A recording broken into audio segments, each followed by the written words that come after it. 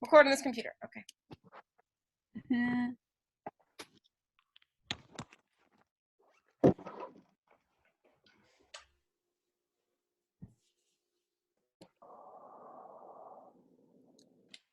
Do you want us to say it in the chat or out loud? I'm sorry. Okay.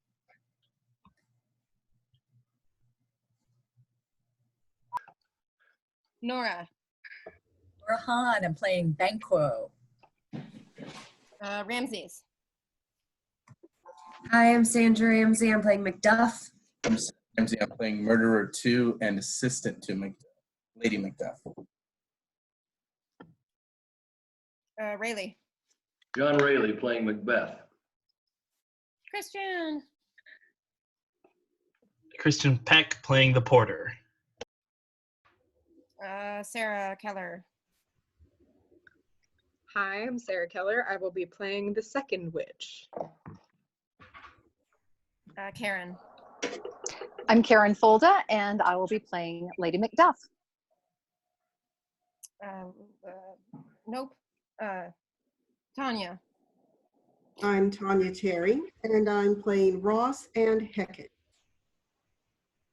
Rodriguez. Oh, hi, I'm Melissa Rodriguez. I will be playing the first witch. Saltzman. Oh. Hello, my name is Stephen Saltzman, and I will be playing the Captain and Seward. Cassidy. And what's up, everybody? I'm Cassidy Fajardo, and I'll be playing Donald Bane. Andrew Schneider. Hello there. I'm Andrew Schneider. I am playing the third murderer. Joe. Hi, everybody. I'm Joe Stevenson. I'm playing Katniss and the old man. Nicole. Hello, I'm Nicole. I'm playing Malcolm. Okay. Jonathan. I'm Jonathan Gonzalez, and I'm playing Duncan. Micah. Hello, that's me. I'm playing Fleance and servant to the Macbeths. Tiro. Hi, I'm Terrell. Hello, I'm Terrell. I'm playing Lady Macbeth. I have a question. Is there a volume control in Zoom? Because like my computer volume's up all the way, but is there a Zoom volume that I can't see? No. Okay. Thank you. Okay. Aviva. Oh. Okay. Sorry. Hi, I'm Aviva. I'm playing Lennox, and I have to reset my audio. Awesome. All right. Ben. Hi, my name is Benasia T. Baskin, and I'm playing young Seward and young Macduff. Huckabee. Hi, I'm Melissa Huckabee. I'm playing Menteth. Foley. Hey, Foley Fry playing the Doctor. All right, cool. I think that's everybody. Wave your hand if I missed you. Oh my God, you're so right. Okay, let me take the screen off real quick because now it's kind of getting on my nerves. Okay, none. Okay, cool. Who are you? Hi, my name is Jeff Dorman, and I'll be playing Murderer number 1. And I'm Rebecca Bernstein, and I'm playing Witch number 3 and Lord. Alrighty, let me get back to that. Spookiness, okay. And whenever we're ready, lights up.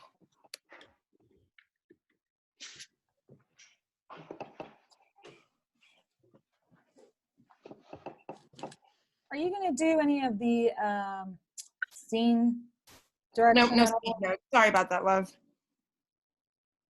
So yeah, just whenever you want to start. When shall we three meet again? In thunder, lightning, or in rain? When the hurly-burly's done, when the battle's lost and won. That will be the set of sun. Where the place? Upon the heath. There to meet with Macbeth. I come, Grey Malkin. Paddock calls. Anon. Fair is foul. Foul is Foul fair. Hover through the fog and filthy air. We tried. What bloody man is that?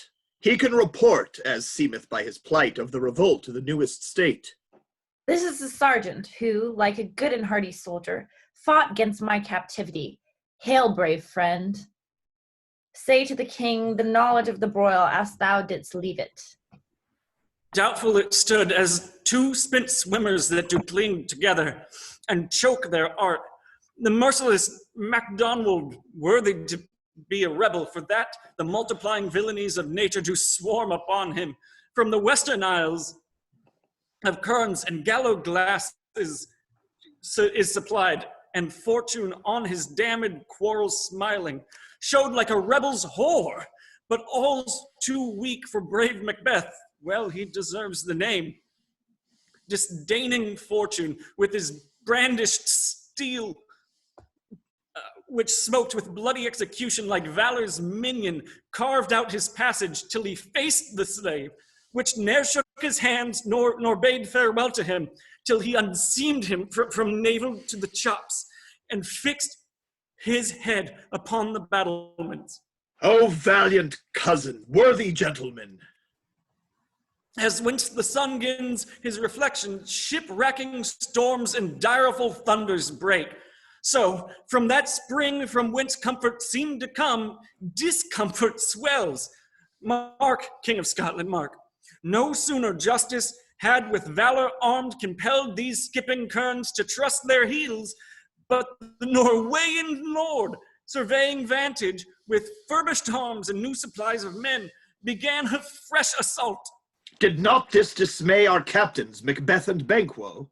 Yes, as sparrows, eagles, or the hare, the lion. If I say sooth, I must report they were as cannons overcharged with double cracks, so they doubly redoubled strokes upon the foe, except they meant to bathe in reeking wounds or memorize another Golgotha. I cannot tell, but I am faint. My gashes cry for help.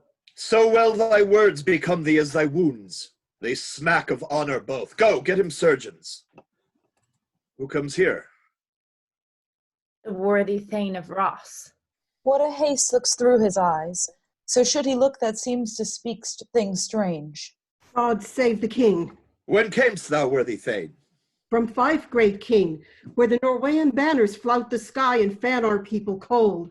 Norway himself, with terrible numbers, assisted by that most disloyal traitor, the Thane of Cawdor, began a dismal conflict, till that Belana's bridegroom, lapped in proof, confronted him with self-comparisons, point against point, rebellious arm against arm, curbing his lavish spirit, and to conclude, the victory fell on us. Great happiness! Now that Sweno, the Norway's king, craves composition, nor would we deign him burial of his men till he dispersed at St. Colm's Inch 10,000 to our general use. No more that Thane of Cawdor shall deceive our bosom interest. Go, pronounce his present death, and with his former title, greet Macbeth. I'll see it done. What he hath lost, noble Macbeth hath won. Where hast thou been, sister? Killing swine. Sister, where thou? A sailor's wife had chestnuts in her lap, and munched and munched and munched. Give me, quoth I. Oh, rot thee, witch, the rump-fed Runyon cries. Her husband's to Aleppo gone, master o' the tiger. But in a sieve I'll tither sail, and like a rat without a tail, I'll do, and I'll do. I'll give thee a wind. Thou'rt kind. And I another. I myself have all the other, and the very ports they blow. All the quarters that they know, I, the shipman's card, I'll drain him dry as hay. Sleep shall neither night nor day hang upon his penthouse lid. He shall live a man forbid.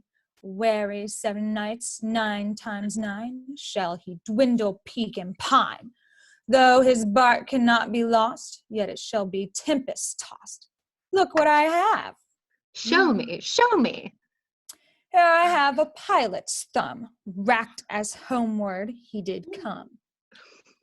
A drum, Macbeth doth come. And like. The weird sisters, hand in hand. Posters of the sea and land. Thus do go about.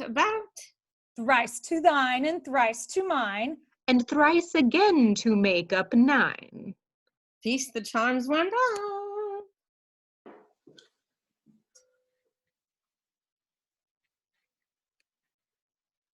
Oh, Macbeth. So foul and fair a day I have not seen.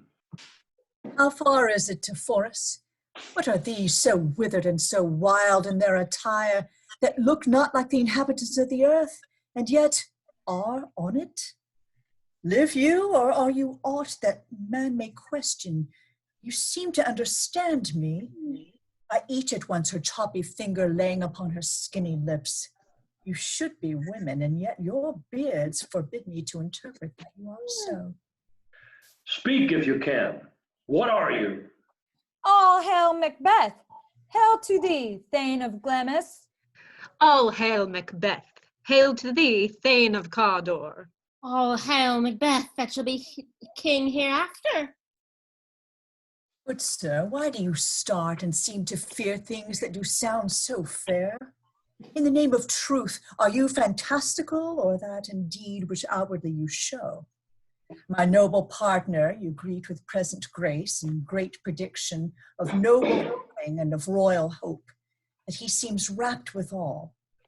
To me you speak not. You can look into the seeds of time and say which grain will grow and which will not. Speak then to me, who neither beg nor fear your favors nor your hate. Hail. Hail. Hail. Lesser than Macbeth and greater. Not so happy, yet much happier. Thou shalt get king, though thou be none. So hail, hail, Macbeth and Banquo. Banquo and Macbeth, all hail. Stay, you imperfect speakers. Tell me more. By Sinel's death, I know I am Thane of Glamis, but how of Cawdor? The Thane of Cawdor lives, a prosperous gentleman, and to be king stands not within the prospect of belief. No more than to be Cawdor. Say from whence you owe this strange intelligence, or why, upon this blasted heath, you stop our way with such prophetic greeting. Speak, I charge you. The earth hath bubbles, as the water has, and these are of them. Whither are they vanished? Into the air, and what seemed corporeal melted, as breath into the wind. Would they had stayed. Were such things here as we do speak about? Or have we eaten on the insane root that takes the reason prisoner? Your children shall be kings. You shall be king. The Thane of Cawdor, too. Went it not so? To the selfsame tune and words. Who's here? The king hath happily received, Macbeth, the news of thy success. And when he reads thy personal ventures in the rebels' fight, his wonders and praise do contend which would be thine or his. Silenced with that, in viewing o'er the rest of the self-same day, he finds thee in the stout Norwegian ranks, nothing afeard of what thyself didst make, strange images of death. As thick as tale came post with post, and every one did bear thy praises in his kingdom's defense, and poured them down beside him.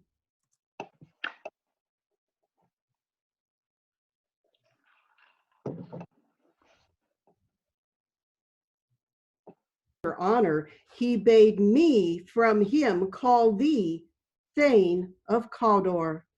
In which edition, hail, most worthy Thane, for it is thine.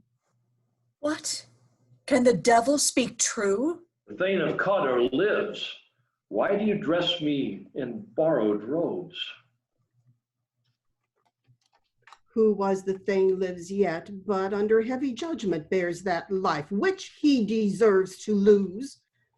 Whether he was combined with those of Norway, or did line the rebel with hidden help and vantage, or that with both he labored in his country's wrack, I know not.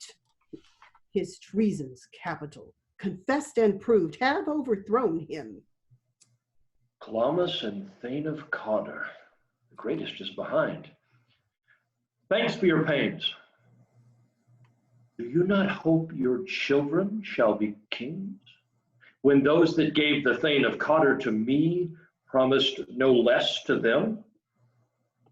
That trusted home might yet enkindle you to the crown, besides the Thane of Cawdor.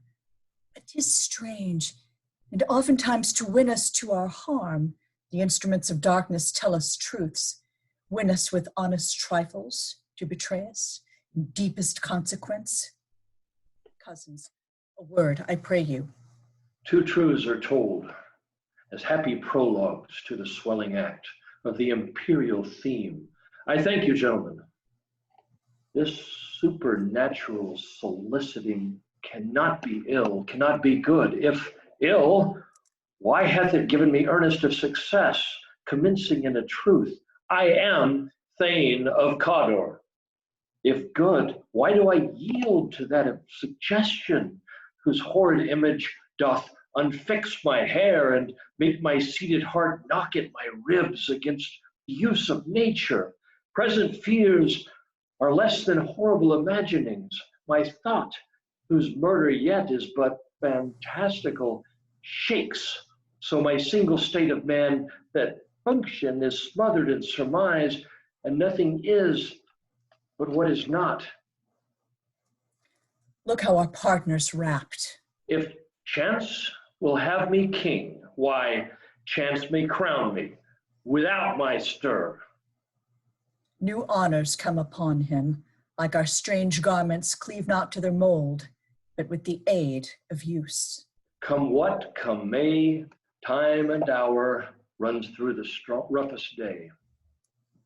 Worthy Macbeth, we stay upon your leisure. Give me your favor. My dull brain was wrought with things forgotten. Kind gentlemen, your pains are registered where every day I turn the leaf to read them. Let us toward the king. Think upon what hath chanced, and at more time, the interim having waited, let us speak our free hearts each to each other. Very gladly. Till then, enough. Come, friends. Is execution done on Cawdor? Are not those in commission yet returned?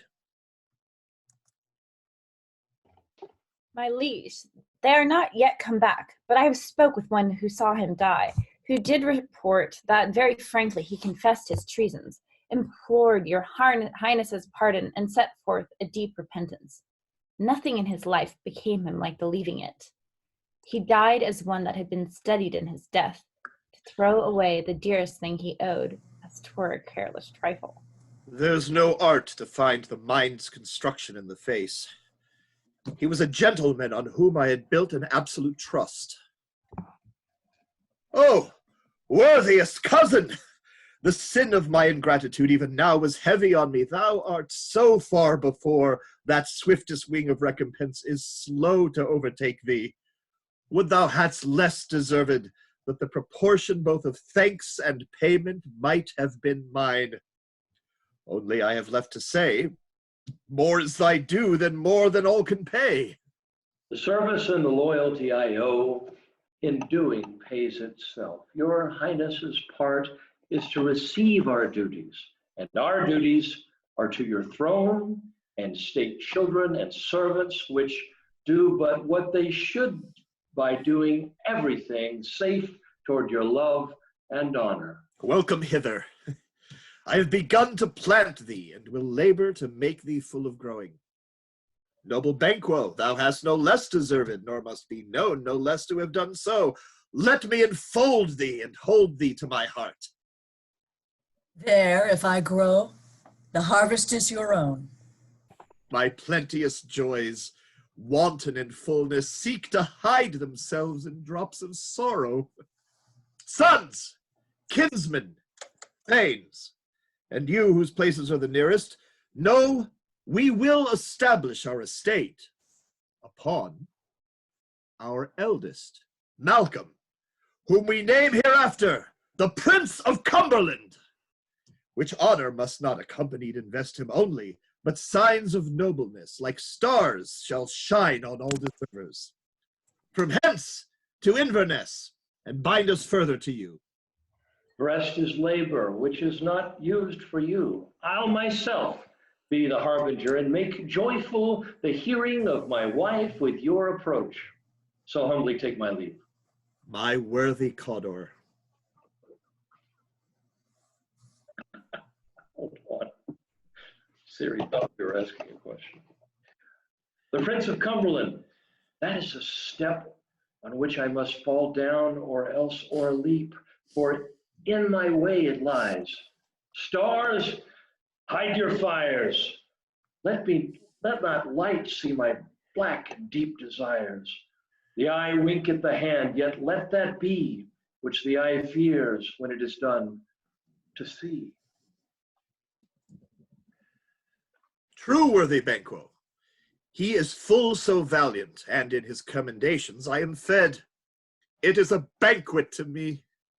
Let's after him, whose care is gone before us to bid us welcome. It is a peerless kinsman.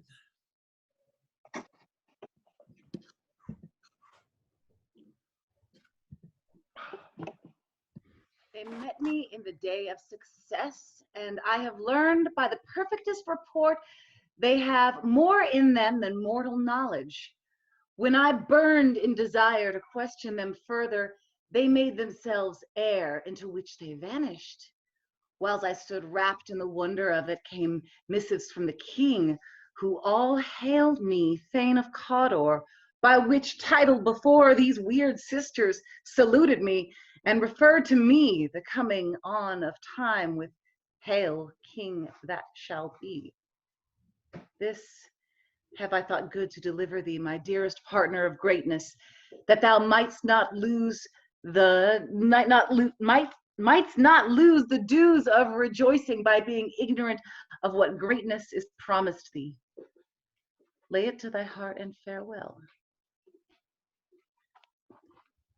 Glamis thou art, and Cawdor, and shalt be what thou art promised.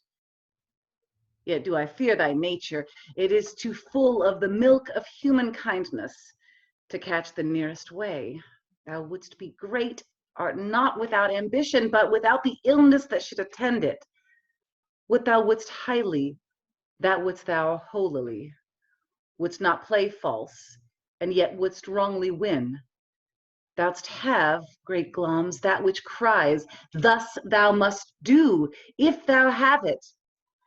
And that which rather thou dost fear to do than that wishest should be undone.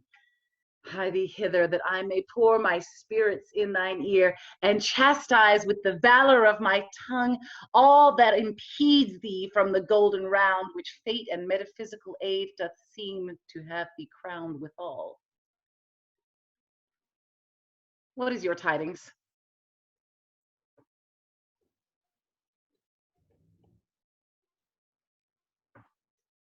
Is there a messenger? Thy master with him, who were it so would have informed for preparation? So please you, it is true. Our Thane is coming. One of my fellows has the speed of him who, almost dead for breath, had scarcely more than would make up his message. Give him tending. He brings great news. The raven himself is hoarse that croaks the fatal entrance of Duncan under my battlements. Come, you spirits that tend on mortal thoughts, Unsex me here and fill me from the crown to the toe top full of direst cruelty. Make thick my blood, stop up the access and passage to remorse, that no compunctious visitings of nature shake my fell purpose, nor keep peace between the effect and it. Come to my woman's breasts and take my milk for gall, you murdering ministers, wherever in your sightless substances you wait on nature's mischief. Come, thick night, and pall thee in the dunnest smoke of hell, that my keen knife see not the wound it makes, nor heaven peep through the blanket of dark to cry, hold, hold. Great glums, worthy Cawdor, greater than both by the all-hail hereafter. Thy letters have transported me beyond this ignorant present, and I feel now the future in the instant. My dearest love, Duncan comes here tonight. And when goes hence? Tomorrow, as he proposes. Never shall sun that morrow see. Your face, my Thane, is as a book where men may read strange matters.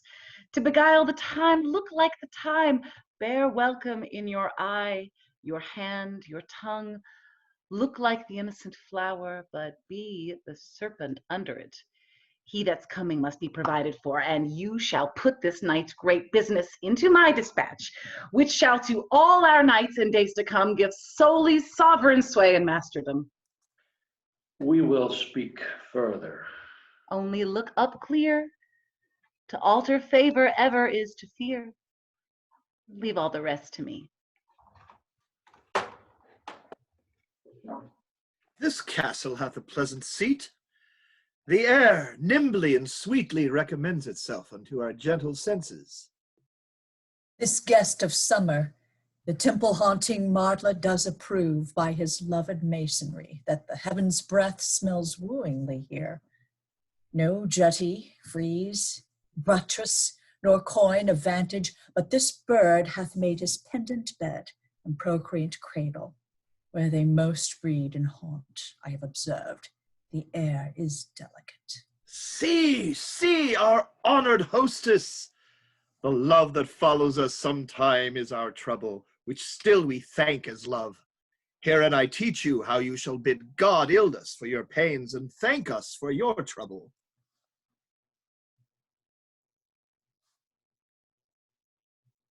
'Tis a proper lady, Lady Macbeth is. Our service in every point twice done, and then done double, were poor and single business to contend against those honors deep and broad wherewith your majesty loads up our house. For those of old, the late dignities heaped up to them, we rest your hermits. Where's the Thane of Cawdor? We coursed him at the heels and had a purpose to be his purveyor, but he rides well, and his great love, sharp as his spur, hath helped him to his home before us. Fair and noble hostess, we are your guest tonight. Your servants ever have theirs themselves, and what is theirs incomes to make their audit at your highness's pleasure, still to return your own. Give me your 6 feet distance hand. Conduct me to mine host. We love him dearly, and shall continue our graces toward him. By your leave, hostess.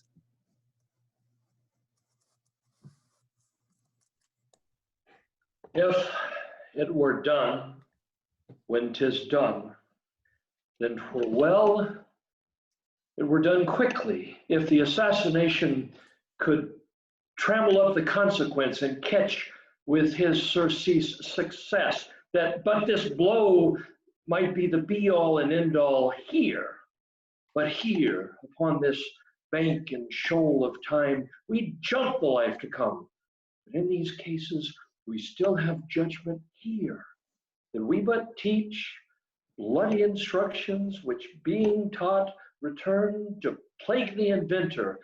This even-handed justice commends the ingredients of our poison chalice to our own lips. He's here in double trust. First, as I am his kinsman and his subject, strong both against the deed. Then, as his host, but you should against the murderer shut the door, not bear the knife myself. Besides, this Duncan hath borne his faculties so meek, hath been so clear in his great office, that his virtues will plead like angels, trumpet-tongued, against the deep damnation of his taking off, and pity like a naked newborn babe striding the blast, or heaven's cherubim horsed upon the sightless couriers of the air, shall blow the horrid deed in every eye, that tears shall drown the wind. I have no spur to prick the sides of my intent, but only vaulting ambition, which o'erleaps itself and falls on the other. How now? What news? He has almost supped. Why have you left the chamber? Hath he asked for me? No, you not, he has. We will proceed no further in this business. He hath honored me of late, and I have brought golden opinions from all sorts of people, which would be worn now in their newest gloss, not cast aside so soon. Was the hope drunk wherein you dressed yourself? Hath it slept since, and wakes it now to look so green and pale at what it did so freely? From this time such I account thy love. Art thou afeard to be the same in thine own act and valor as thou art in desire? Wouldst thou have that which thou esteemest the ornament of life, and live a coward in thine own esteem, letting I dare not wait upon I would, like the poor cat in the adage? Pretty peace. I dare do all that may become a man. Who dares do more is none. What beast was't then that made you break this enterprise to me? When you durst do it, then you were a man. And to be more than what you were, you would be so much more the man. Nor time nor place did then adhere, and yet you would make both. They have made themselves, and that their fitness now does unmake you. I have given suck, and know how tender 'tis to love the babe that milks me. I would, while it was smiling in my face, have plucked my nipple from its boneless gums and dashed the brains out, had I so sworn as you have done to this.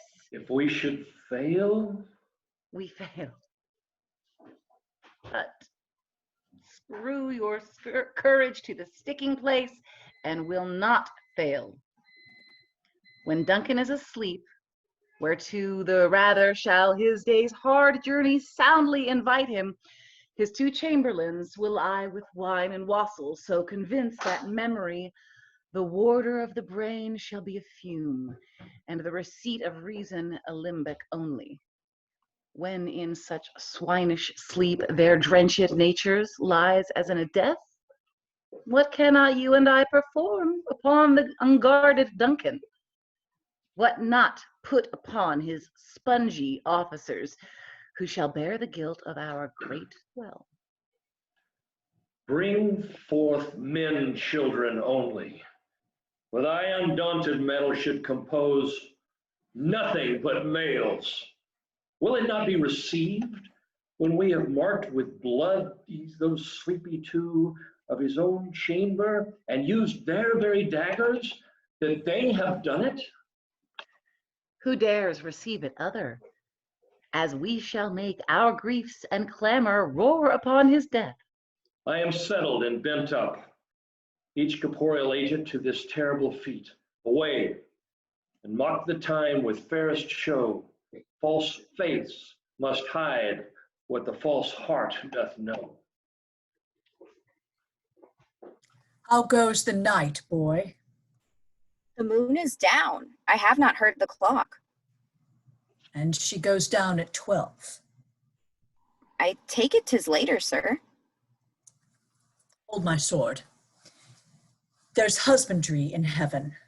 Their candles are all out. Take thee that too. A heavy summons lies like lead upon me, and yet I would not sleep. Merciful power, train me in the cursed thoughts that nature gives way to in repose. Give me my sword. Who's there? A friend. What, sir, not at rest yet? The king's abed. He hath been in unusual pleasure, and sent forth great largesse to your offices. This diamond he greets your wife withal, by the name of the most kind hostess, and shut up in measureless content. Being unprepared, our will became the servant to defect, which else should free have wrought. All's well. I dreamt last night of the 3 weird sisters. To you, they have shown some truth. I think not of them. Yet when we can entreat an hour to serve, we would spend it on some words upon that business, if you would grant the time. At your kindest leisure. If you shall cleave to my consent when 'tis, it shall make honor for you. So I lose none in seeking to augment it, but still keep my bosom franchised and allegiance clear. I shall be counseled. Good repose the while. Thanks, sir. Like to you. Go, bid thy mistress, when my drink is ready, she strike upon the bell. Get thee to bed. Is this a dagger which I see before me? This handle toward my hand? Come, let me clutch thee. I have thee not, and yet I see thee still. Art thou not, fatal vision, sensible to feeling as to sight? Or art thou but a dagger of the mind, a false creation proceeding from the heat oppressed brain? I see thee yet, in form as palpable as this which now I draw. Thou marshalest me the way that I was going, and such an instrument I was to use. Mine eyes are made the fools of the other senses, or else worth all the rest. I see thee still, and on thy blade and judgeon gouts of blood, which was not so before. There's no such thing. It is the bloody business which informs thus to mine eyes. Now o'er the 1/2 world, nature seems dead, and wicked dreams abuse the curtained sleep.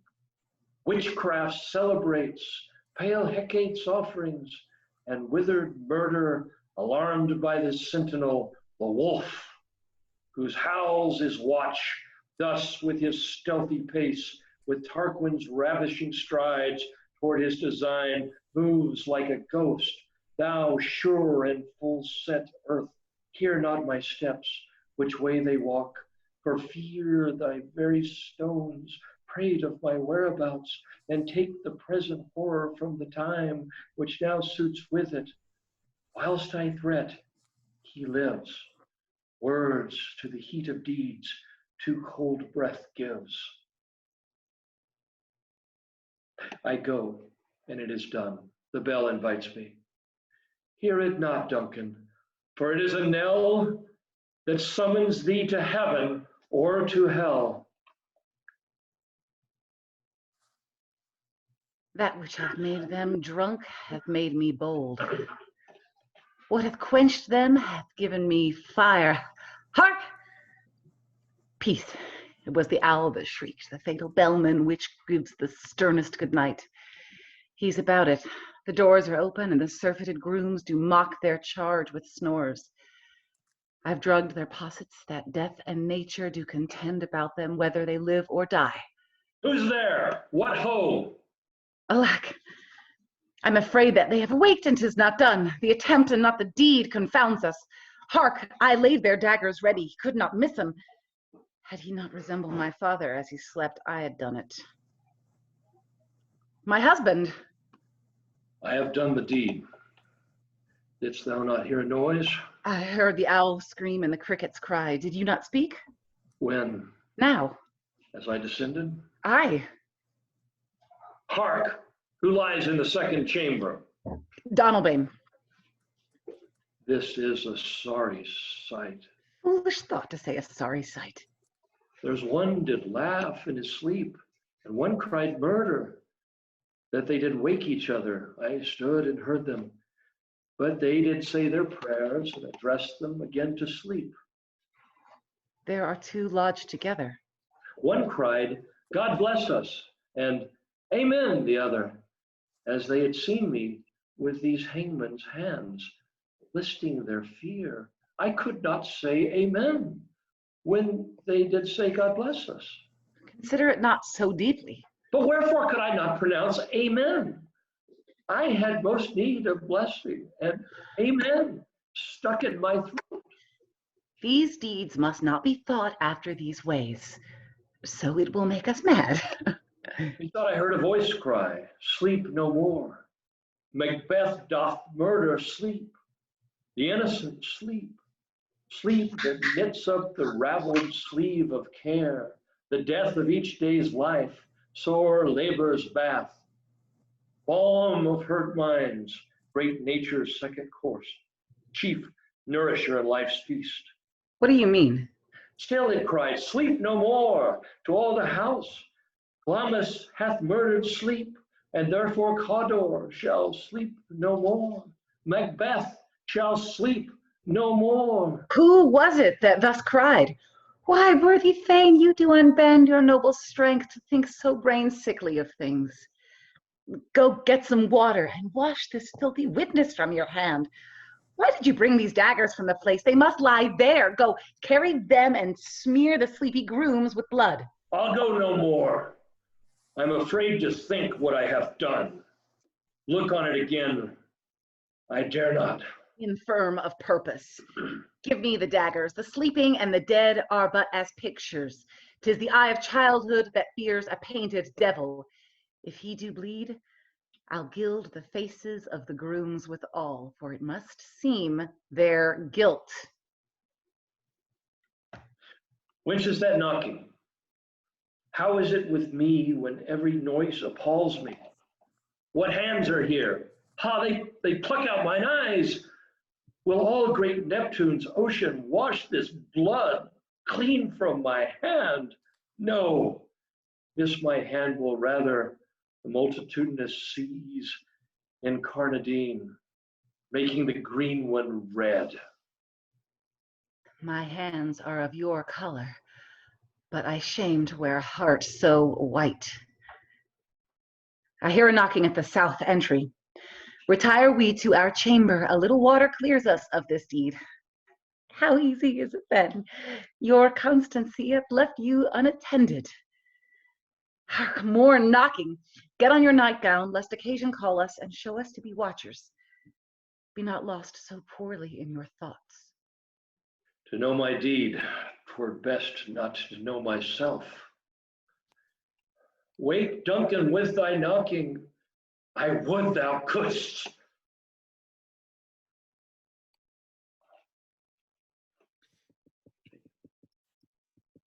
Oh, Christian?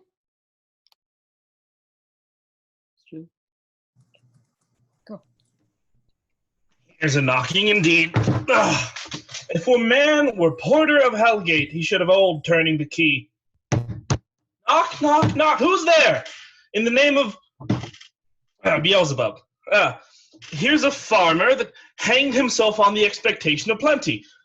Come in time. Have napkins enough about you. Here you'll sweat for it. Knock, knock. Who's there in the other devil's name? Faith, here's an equivocator that could swear in both the scales against either scale, who had committed treason enough for God's sake, yet could not equivocate to heaven. Oh, come in, equivocator. Knock, knock, knock. Who's there? Faith, here's an English tailor come hither for stealing out of a French hose. Come in, tailor. Here you may roast your goose. Knock, knock. Never at quiet. What are you? but this place is too cold for hell. I'll devil porter it no far. I had thought to let in some of all professions that go the primrose way to the everlasting bonfire. Yeah, anon! Anon! I pray you, remember the porter. Was it so late, friend, ere you went to bed that you do lie so late? Faith, sir, we were carousing till the second cock, and well, drink, sir, is a great provoker of three things. What three things does drink especially provoke? Marry, sir, nose painting, sleep, and urine. Lechery, sir, it provokes and unprovokes. It provokes the desire, but it takes away the performance. Therefore, much drink may be said to be an equivocator with lechery. It makes him, and it mars him. It sets him on, and it takes him off. It persuades him, and, disheartens him. Makes him stand to, or not stand to. In conclusion, equivocates him in his sleep, and, giving him the lie, leaves him. I believe drink gave thee the lie last night. That it did, sir, in the very throat of me. But I requited him for his lie, and I think, being too strong for him, though he took up my leg sometime, yet I made a shift to cast him. Is thy master stirring? Our knocking has awakened him. Here he comes. Good morrow, noble sir.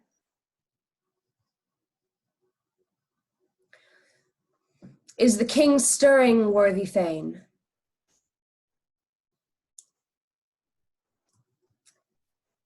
He did command me to call timely on him. I've almost slipped the hour.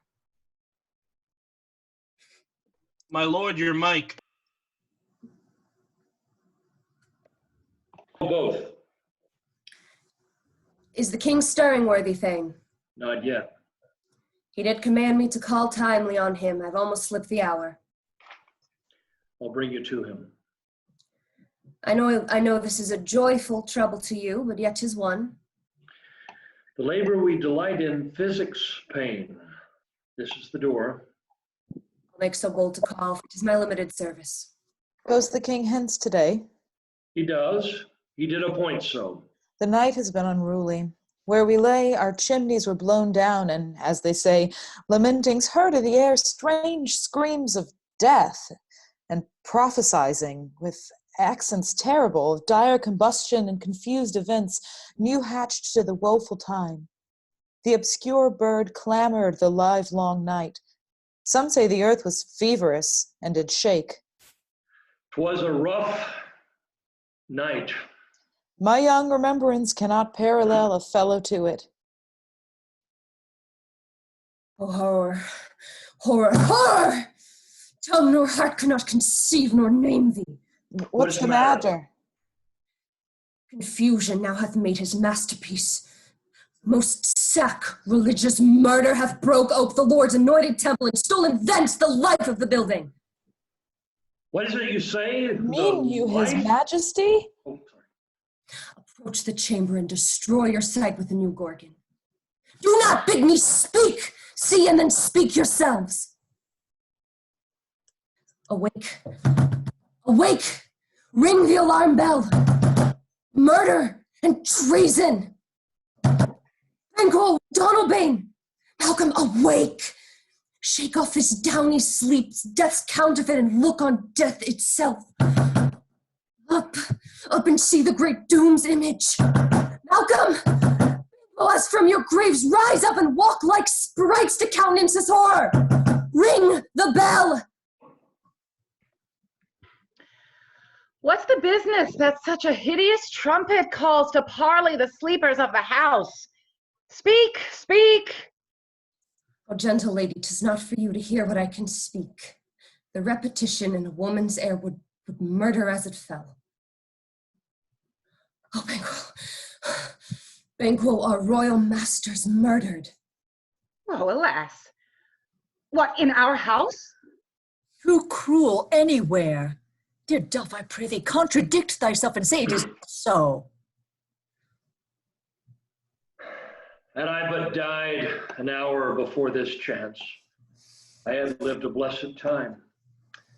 For from this instant, there's nothing serious in mortality. All is but toys. Renown and grace is dead. The wine of life is drawn, and the mere lees is left this vault to brag of.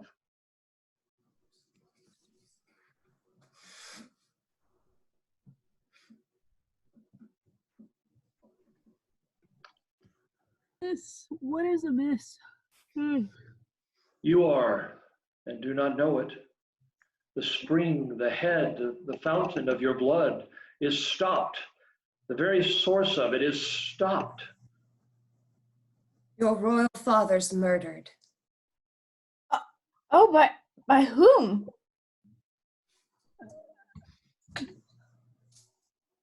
Those of his chamber, as it seemed, had done it. Their hands and faces were all badged with blood.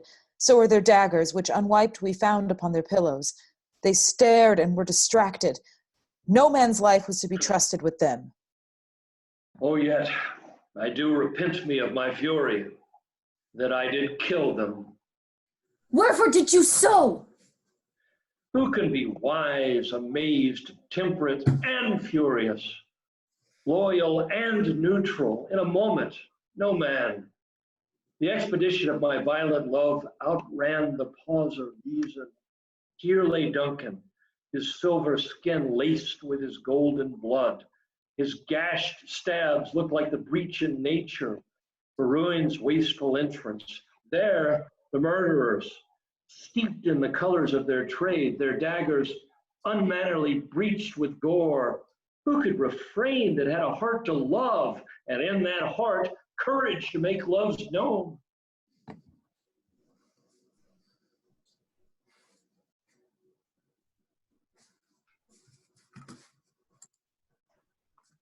And I was trying. Who could refrain that had a heart to love, and in that heart, courage to make love's known?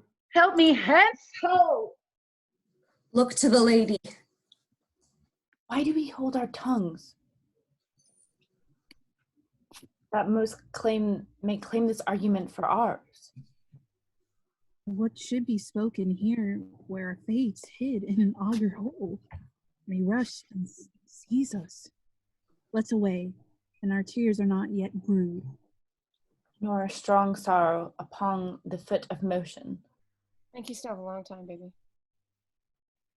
Look to the lady. And when we have our naked frailties hid, that suffer in exposure, let us meet and question this most bloody piece of work to know it further. Fears and scruples shake us. In the great hand of God I stand, and thence against the undivulged pretense I fight of treasonous malice. And so do I. So do all. All. Let's briefly put on manly readiness and meet in the hall together. Well contend. What will you do? Let's not consort with them to show an unfelt sorrow is an office, which the false man does say. All to England. To Ireland I. Our separated fortune shall keep us both in the safer. Where we are, there's daggers and men's smiles. The near in blood, the nearest bloodier. This murder shaft that shot hath not yet lighted, and our safest way is to avoid the aim. Therefore, to horse, and let us not be dainty of leave-taking, but shift away. There is warrant in that theft which steals itself when there's no mercy left.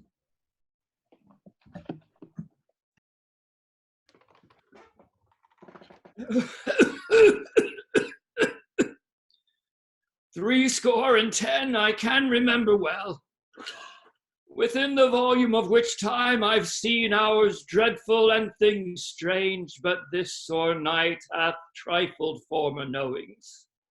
Ah, good father, thou seest the heavens as troubled with man's act, threatens his bloody stage. By the clock 'tis day, and yet dark night strangles the traveling lamp, as is night's predominance on the day's shame, that darkness doth the face of the earth entomb when living light should kiss it. "'Tis unnatural, e'en like the deed that's done. On Tuesday last, a falcon towering in her pride of place was by a mousing owl hawked at and killed. And Duncan's horses, a thing most strange and certain, beauteous and swift, the minions of their race, turned wild in nature, broke their stalls, flung out, contending 'gainst obedience as they would make war with mankind. 'Tis said they ate each other. They did so, to the amazement of mine eyes that looked upon it. Here comes the good Macduff. How goes the world now, sir? I see you not. Is known who did this more than bloody deed? Those that Macbeth had slain. Pass the day. What good could they pretend? They were suborned. Malcolm and Donalbain, the king's two sons, are stolen away and fled, which puts upon them suspicion of the deed. Against nature still. Thriftless ambition that will raven up thine own live's means, then 'tis most like the sovereignty will fall upon Macbeth. He is already named and gone to Scone to be invested. There is Duncan's body. Carried to Colmkill, the sacred storehouse of his predecessors and guardians of their bone. Will you to Scone? No, cousin, all to Fife. Well, I will thither. Well, may you see things well done there. Adieu. Let our old robes sit easier than our new. Farewell, father. God's medicine go with you, and with those that would make good of bad, and friends of foes.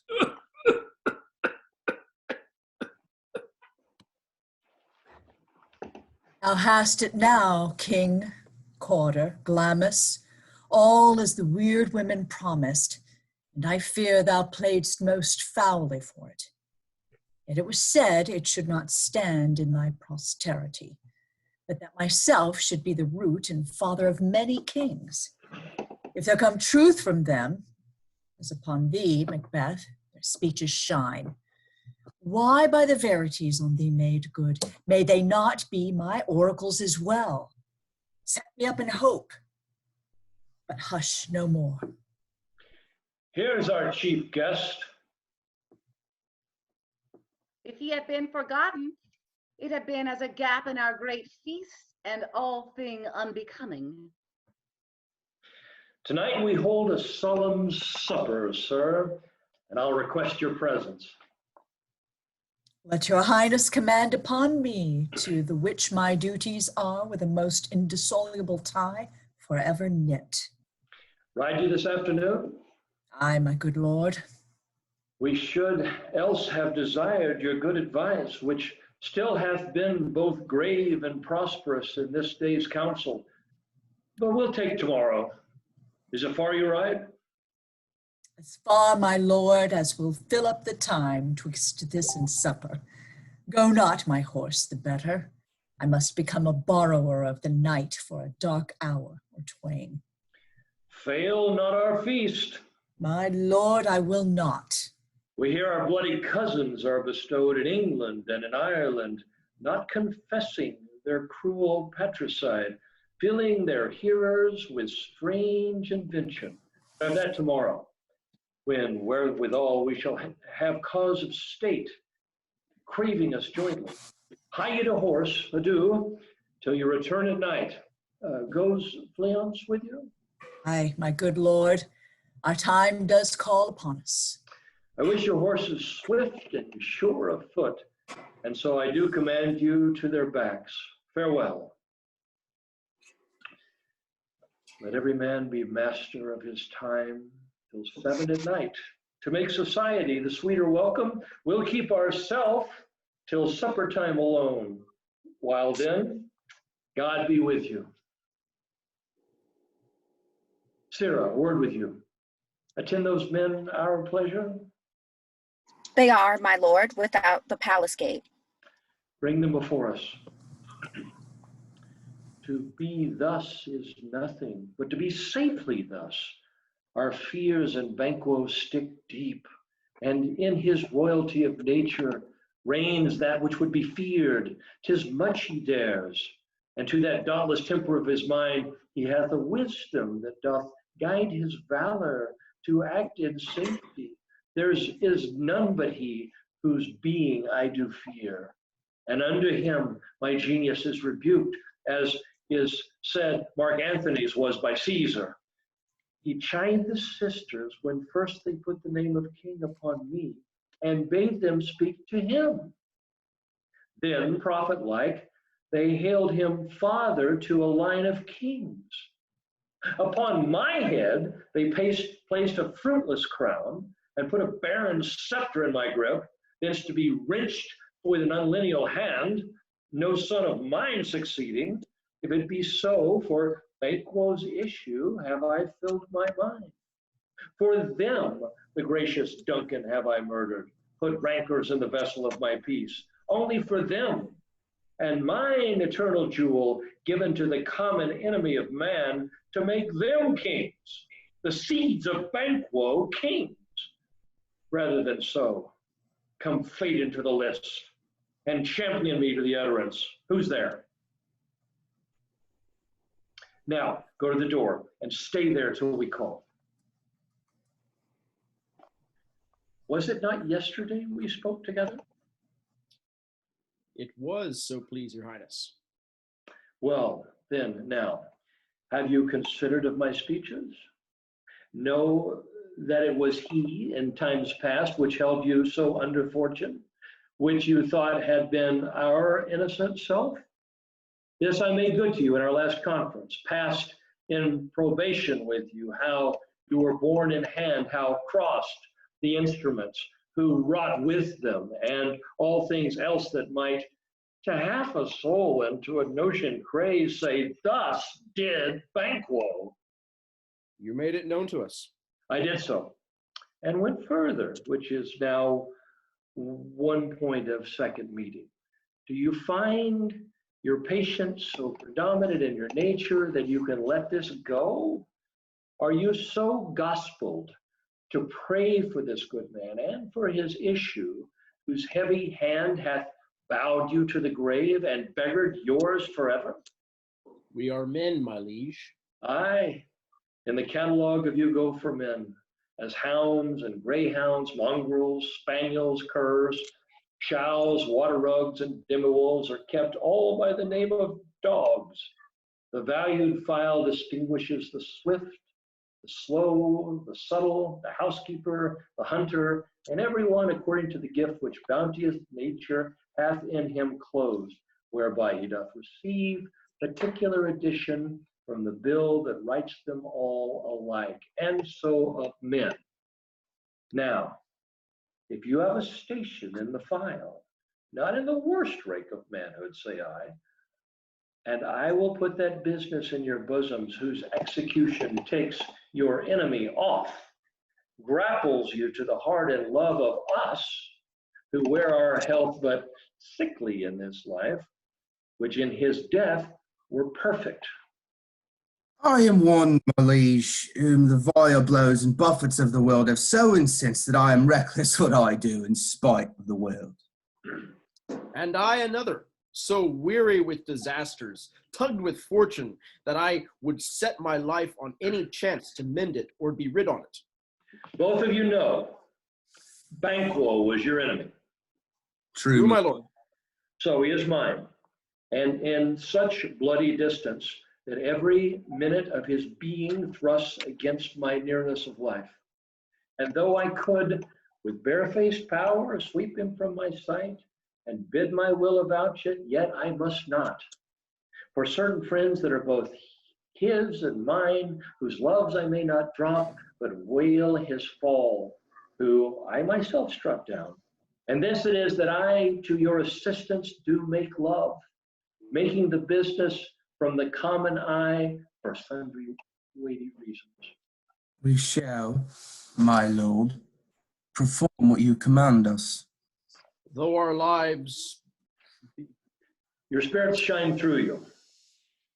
Within this hour at most, I will advise you where to plant yourselves, acquaint you with the perfect spy of the time, the moment on it, for it must be done tonight. And something from the palace always thought that I require a clearness.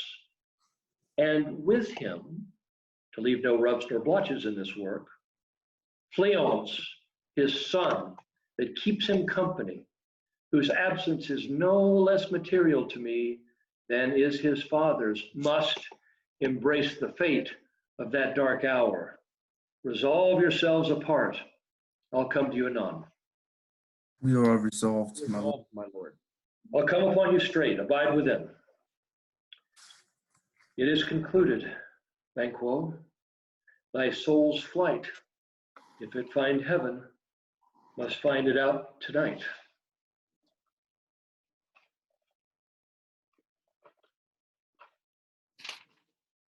Is Banquo gone from court? I, madam, but returns again tonight. Say to the king I would attend his leisure for a few words. Madame, I will. Naught's had, all's spent. Where our desire is got without content, 'tis safer to be that which we destroy than by destruction dwell in doubtful joy. How now, my lord, why do you keep alone of sorriest fancies your companions making, using those thoughts which should indeed have died, with them they think on? Things without all remedy should be without regard. What's done is done. We have scorched the snake, not killed it. She'll close and be herself while our poor Malice remains in danger of her former tooth. But let the frame of things disjoint, both the worlds suffer. Ere we will eat our meal in fear and sleep in the affliction of these terrible dreams that shake us nightly, better be with the dead whom we, to gain our peace, have sent to peace, than on the torture of the mind to lie in reckless ecstasy. Duncan is in his grave. After life's fitful fever, he sleeps well.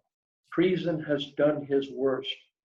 Nor steel, nor poison, malice domestic, foreign levy, nothing can touch him further.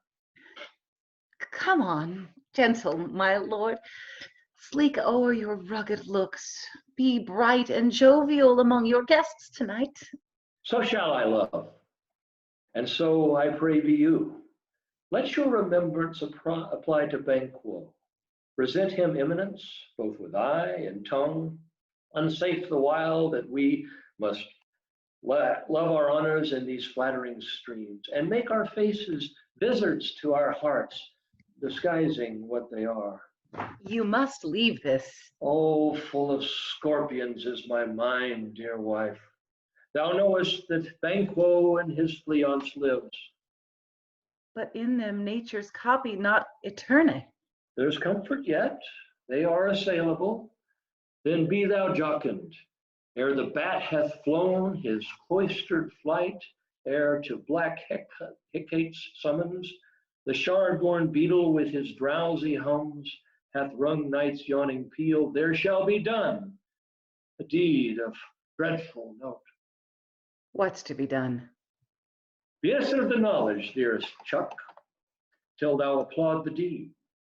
Come, sealing night, scarf up the tinder of pitiful day, and with thy bloody and invisible hand, cancel and tear to pieces that great bond which keeps me pale.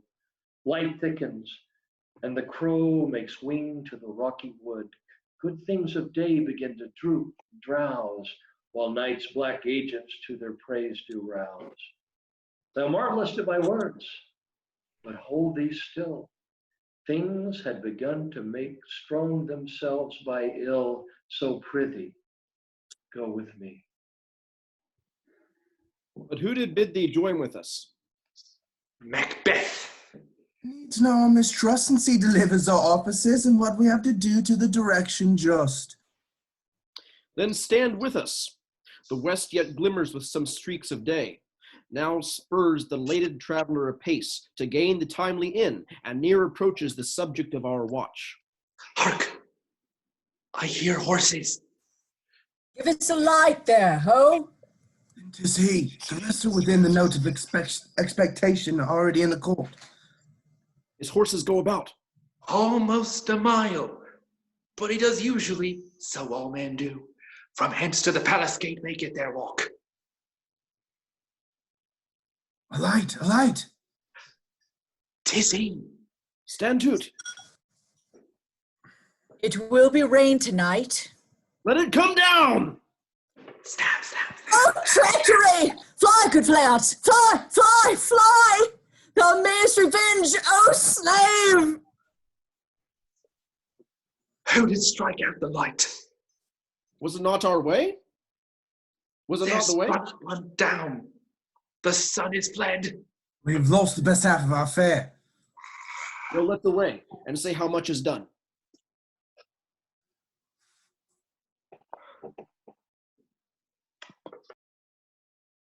You know your own degrees. Sit down. At first, at last, a hearty welcome. Thanks to your majesty.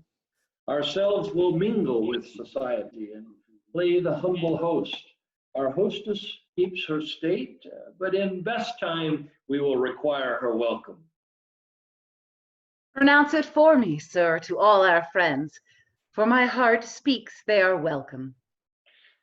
See, they encounter thee with their heart's thanks. Both sides are even. Here, I'll sit in the midst, be large in mirth. Anon we'll drink a measure, the table round. There's blood upon thy face. 'Tis Banquo's then. 'Tis better thee without than he within. Is he dispatched? My lord, his throat is cut. That I did for him. Thou art the best of the cutthroats. Yet he's good that did the like for Fleance. If thou didst it, thou art the nonpareil. Most royal sir, Fleance escaped. Then comes my fit again.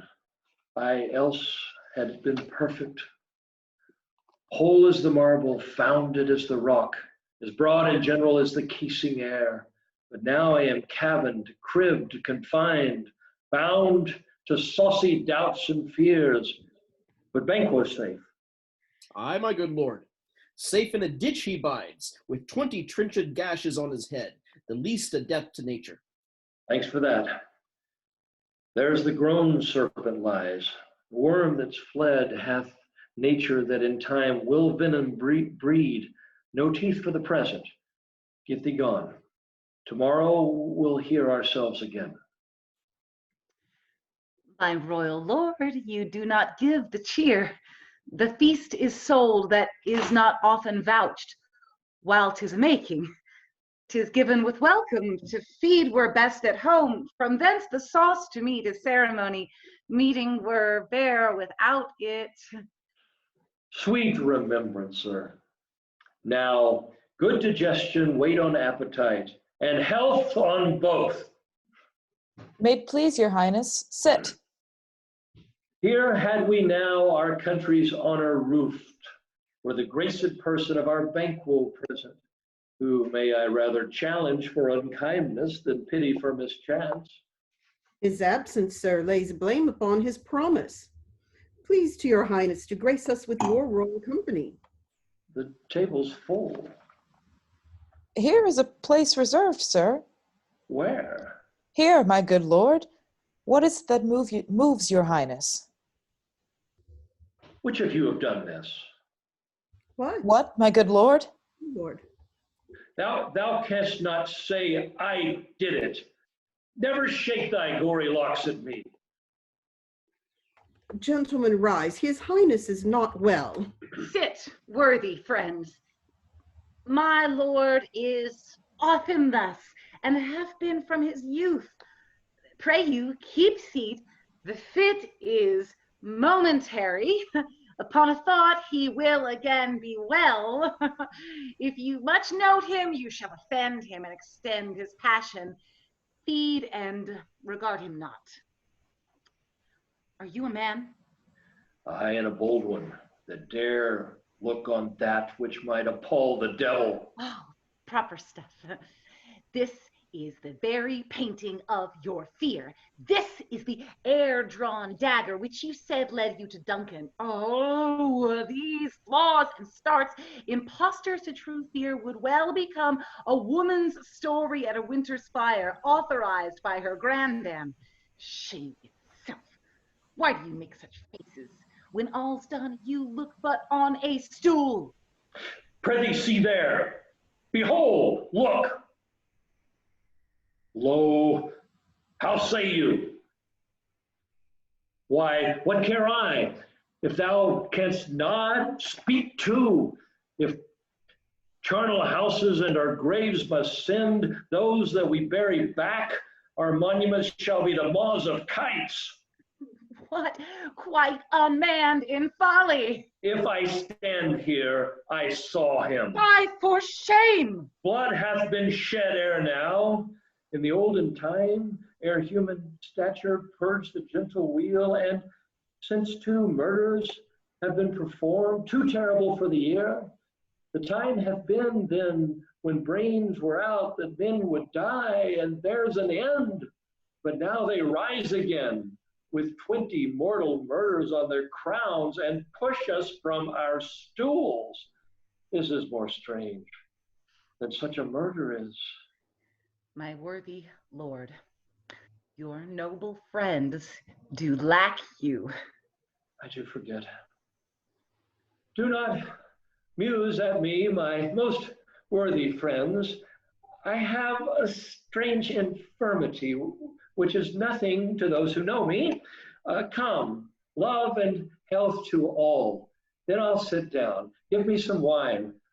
Fill full. I dig to the general joy of the whole table, and to our dear friend Banquo, whom we miss.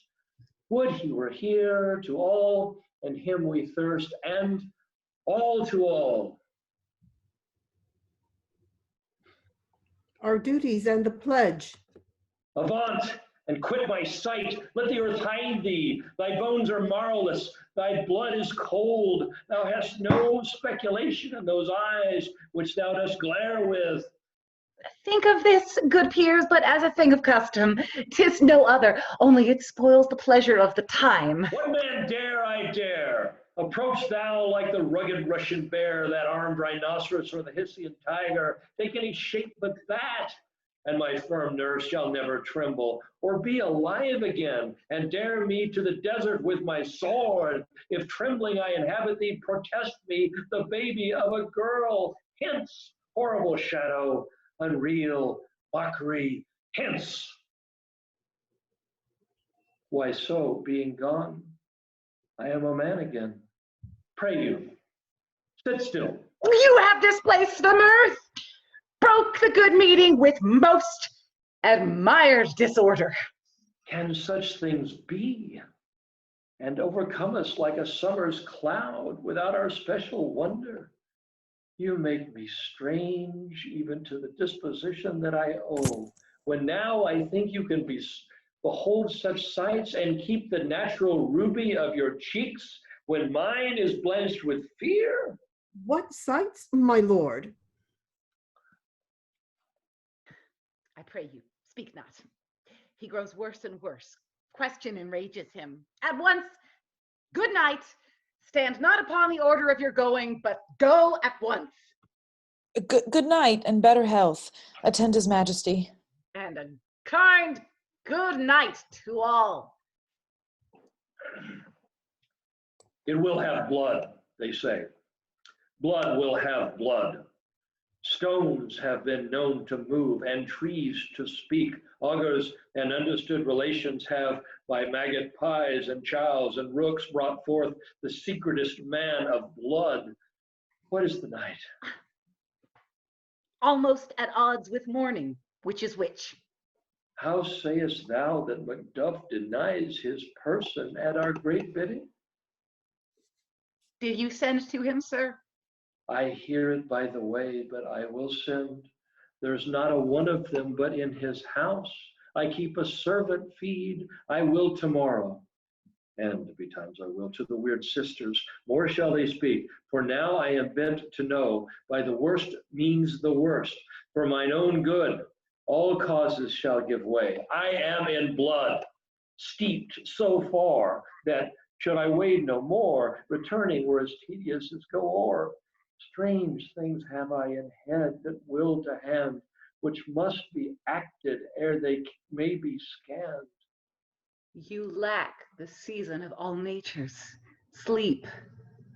Come, will to sleep. My strange and self-abuse is the initiate fear that wants hard use. We are yet but young indeed.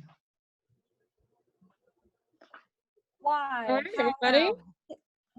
Oh, sorry. No, it's cool. We're going to take a...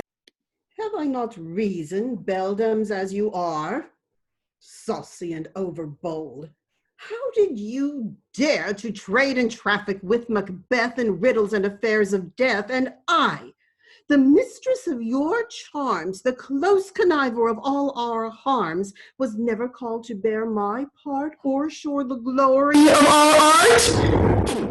And which is worse, all you have done hath been but for a wayward son, spiteful and wrathful, who, as others do, loves for his own ends, not for you. But make amends now, get you gone, and at the pit of Acheron meet me in the morning. Thither he will come to know his destiny. Your vessels and your spells provide your charms and everything besides. I am for the air. The night I bend unto a dismal and fatal end. Great business must be wrought ere noon. Upon the corner of the moon there hangs a vaporous drop profound. I'll catch it ere it come to ground, and that, distilled by magic's light, shall raise such artificial sprites as by the strength of their illusion shall draw him unto confusion. He shall spurn fate, scorn death, and bear his hopes above wisdom, grace, and fear. And as you all know, security is mortal's chiefest enemy. Hark, I am called. My little spirit, see, sits in a foggy cloud and stays for me. Come, let's make haste. She'll soon be back again.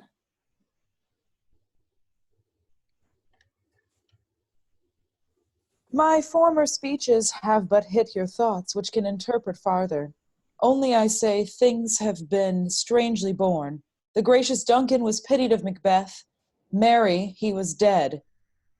And the right valiant Banquo walked too late, whom you may say, if it please you, Fleance killed, for Fleance fled. Men must not walk too late. Who cannot want the thought how monstrous it was for Malcolm and for Donalbain to kill their gracious father? Damned fact, how it did grieve Macbeth! Did he not straight in pious rage the two delinquents tear that were the slaves of drink and thralls of sleep? Was not that nobly done? Aye, and wisely too. For 'twould have angered any heart alive to hear the men denied. So that I say he has borne all things well. And I do think that, had he Duncan's sons under his key, as an't please heaven he shall not, they should find what to kill a father, so should Fleance. But peace, for from broad words and cause he failed his presence at the tyrant's feast. I hear Macduff lives in disgrace. Sir, can you tell me where he bestows himself? The son of Duncan, for whom his tyrants hold the due of birth, lives in the English court and is received with most pious Edward with such grace that the malevolence of fortune nothing takes from his high respect. Thither Macduff is gone to pray the holy king upon his aid to wake Northumberland and warlike Seward, that by the hope of these, with him above to ratify the work, may again give to our tables meat, Sleep to our nights, free from our feasts and banquets, bloody knives. Do faithful homage and receive free honors, all which we pine for now.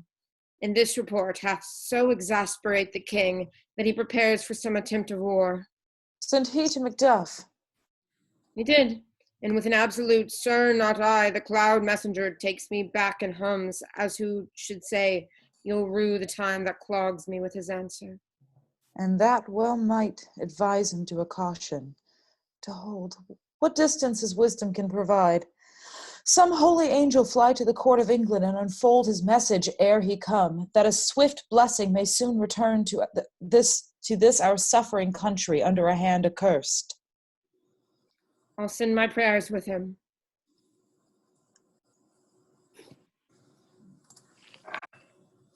Thrice the brinded cat hath mewed. Thrice and once the hedge pig whined. Harpier cries, 'tis time, 'tis time. Round about the cauldron go, in the poisoned endrails throw. Toad that under cold stone, days and night has 31. Sweltered venom sleeping got, boil thou first in the charmed pot. Double, double, Double, toil and trouble. First Fire burn and cauldron bubble. Fillet of a fenny snake, in the cauldron boil and bake. I've new and toe of frog, wool of bat and tongue of dog, adder's fork and blindworm's sting, lizard's leg and howlet's wing. Like a charm of powerful trouble, like a hell broth, boil and bubble. Double, double, Boil and trouble. Fire burn, cauldron bubble.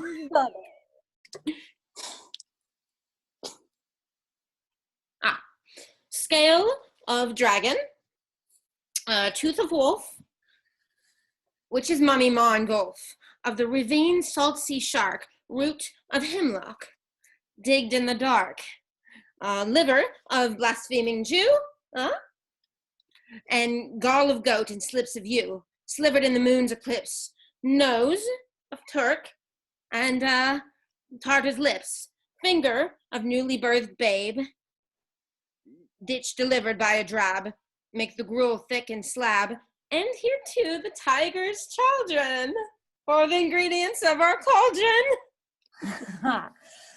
Double, double, boil, trouble, fire, burn, and cauldron bubble.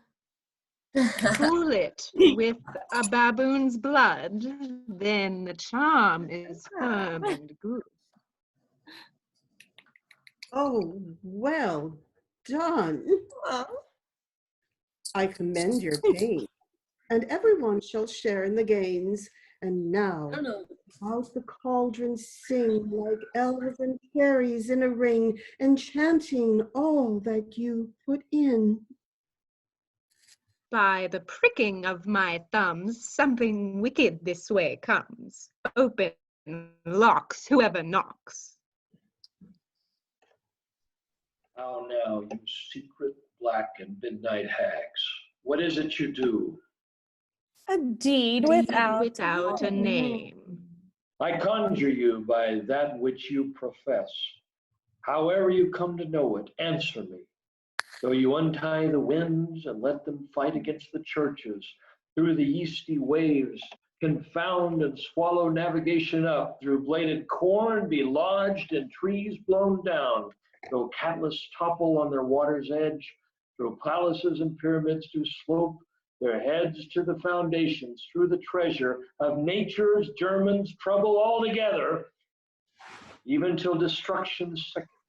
Answer me to what I ask you. Speak. Demand. We'll answer.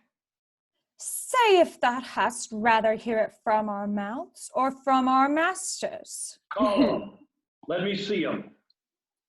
Pour in sow's blood that hath eaten her 9 pharaoh. Grease that sweatins from the murderer's gibbet throw. into the flame. Come high or low, thyself and office deftly Deftly show. show. Tell me, thou unknown power, He knows thy thought. Hear his speech, but say thou not. Macbeth, Macbeth, Macbeth, beware, Macduff. Beware the Thane of Fife. Dismiss me enough.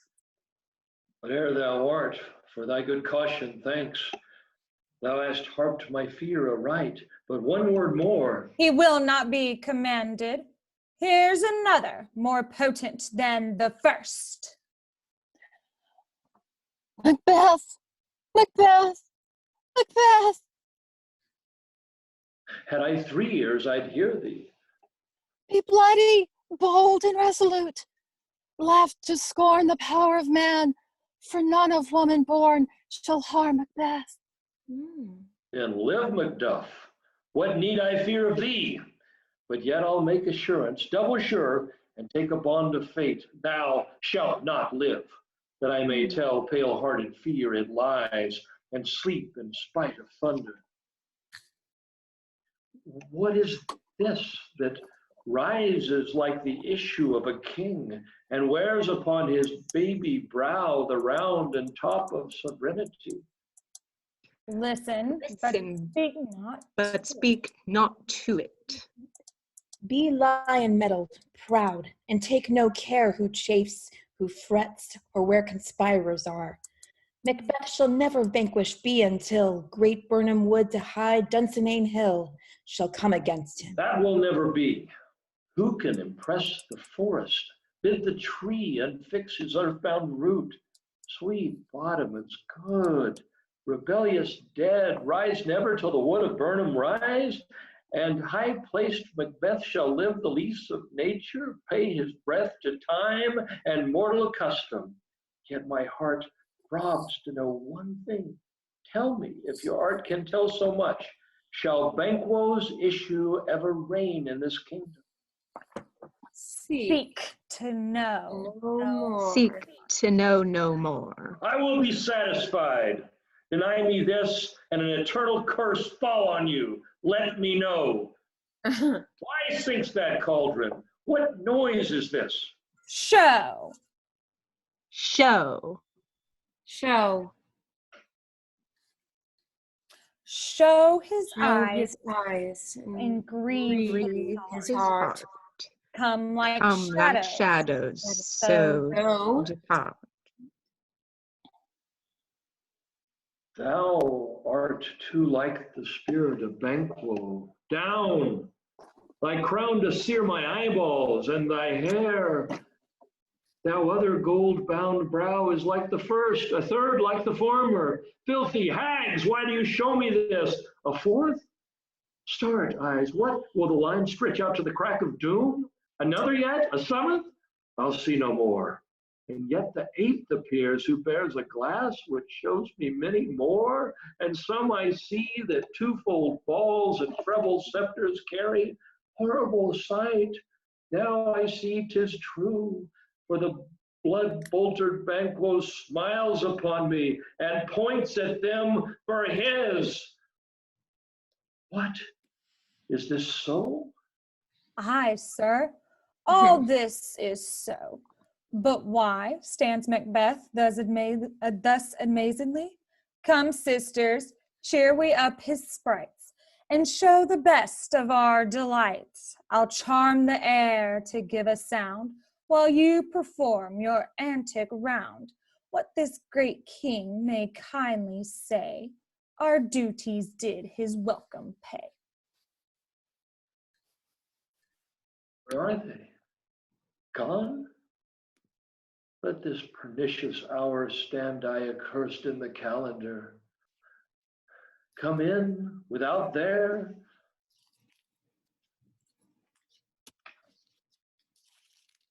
Come in without there. Are you the weird sisters? No, my lord. Came they not by you? No, indeed, my lord.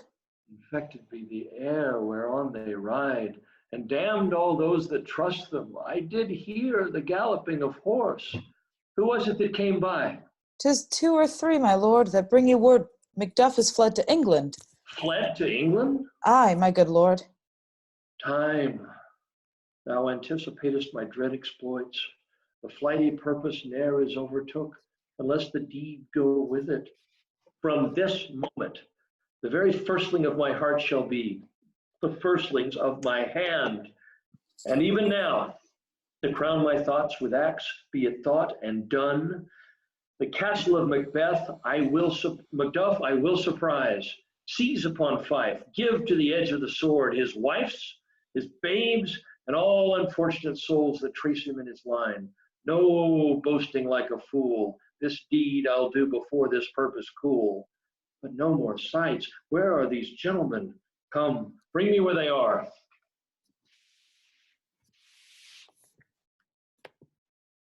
What had he done to make him fly the land? You must have patience, madam. He had none. His flight was madness. When our actions do not, our fears do make us traitors. You know not whether it was his wisdom or his fear. Wisdom? To leave his wife, to leave his babes, his mansion and his titles in a place from whence himself does fly? He loves us not. He wants the natural touch. For the poor wren, the most diminutive of birds, will fight, her young ones in her nest, against the owl. All is the fear, and nothing is the love. As little is the wisdom, where the flight so runs against all reason. My dearest coz, I pray you school yourself. But for your husband, he is noble, wise, judicious, and best knows the fits of the season. I dare not speak much further, but cruel are the times when we are traitors and do not know ourselves, when we hold rumor from what we fear, yet know not what we fear, but float upon a wild and violent sea each way and move. I take my leave of you. Shall not be long, but I'll be here again. Things at the worst will cease or else climb upwards to what they were before. My pretty cousin, blessing upon you. Fathered he is, and yet he's fatherless. I am so much a fool. Should I stay longer, it would be my disgrace and your discomfort. I take my leave at once. Sir, your father's dead. And what will you do now? How will you live? As birds do, mother. What, with worms and flies? With what they get, I mean, and so do they. Poor bird, thou'lt never fear the net nor lime, the pitfall nor the gin. Why should I, mother? Poor birds, they are not set for. For my father is not dead, for all you're saying. Yes, he is dead. How wilt thou do for a father? Nay, how will you do for a husband? Why, I can buy me 20 at any market. Then you'll buy him to sell again. Thou speakest with all thy wit, and yet a faith with wit enough for thee. Was my father a traitor, mother? Aye, he was. What is a traitor? Why, one that swears and lies. And be all traitors that do so? Every one that does so is a traitor and must be hanged. And must they all be hanged for that swear and lie? Every one. Who must hang them? Why, the honest men.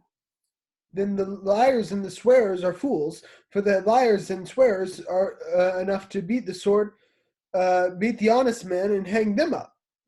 Now God help thee, poor monkey. But how wilt thou do for a father? If he were dead, you'd weep for him. If you would not, that it were a good sign that I should plenty quickly have a new father. Poor prattler, how thou talk'st.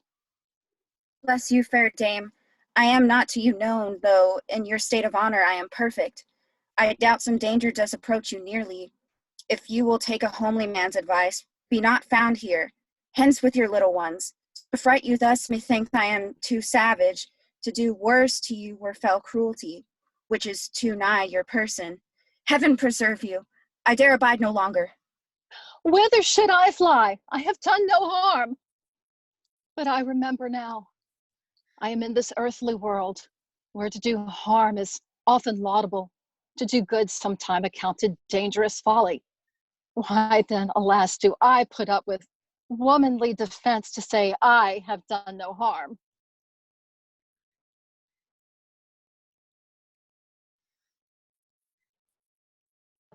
Scary moth in my house, and there weep our sad bosoms empty. Let us rather hold fast the mortal sword, and like good men bestride our downfall and birthdom. Each new morn, new widows howl, new orphans cry, new sorrows strike heaven on the face, that it resounds as if it fell with Scotland and yelled out like a syllable of dollar. What I believe, I'll wail. What no believe, and what I can redress. As I shall find the time to friend, I will. As I shall, what you have spoke, it may be so, perchance. This tyrant, whose sole name blisters our tongues, was once thought honest. You loved him well. He hath not touched you yet. I am young, but something you may deserve of him through me. In wisdom offer up a weak, poor, innocent lamb to appease an angry god. I am not treacherous. But Macbeth is. Good and virtuous nature may recoil an imperial charge, but I shall crave your pardon. That which you are, my thoughts cannot transpose. Angels are bright still, though the brightest fell. Though all things followed wear the brows of grace, yet still grace must still yet look so. I have lost my hopes. Perchance, even there where I did find my doubts, why in that rawness left you, wife and child? Those precious motives, those strong knots of love, without leave taking? I pray you, let not my jealousies be your dishonors, but mine own safeties. You may be rightly just, whatever I shall think. Bleed, bleed, poor country!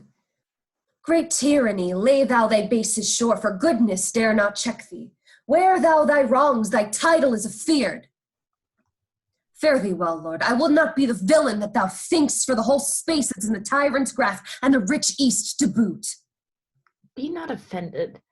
I speak not as an absolute fear of you. I think our country sinks beneath the yoke. It weeps, it bleeds, and each new day a gash is added to her wounds. I think withal there would be hands uplifted in my right. And here from gracious England have I offer of goodly thousands. But for all this, what shall I tread upon the tyrant's head, or wear it on my sword? Yet my poor country shall have more vices than it had before, more suffer, more sundry ways than ever, by him that shall succeed. What should he be? It is myself I mean, in whom I know all the particulars of vice, so grafted that when they shall be open, black Macbeth will seem as pure as snow.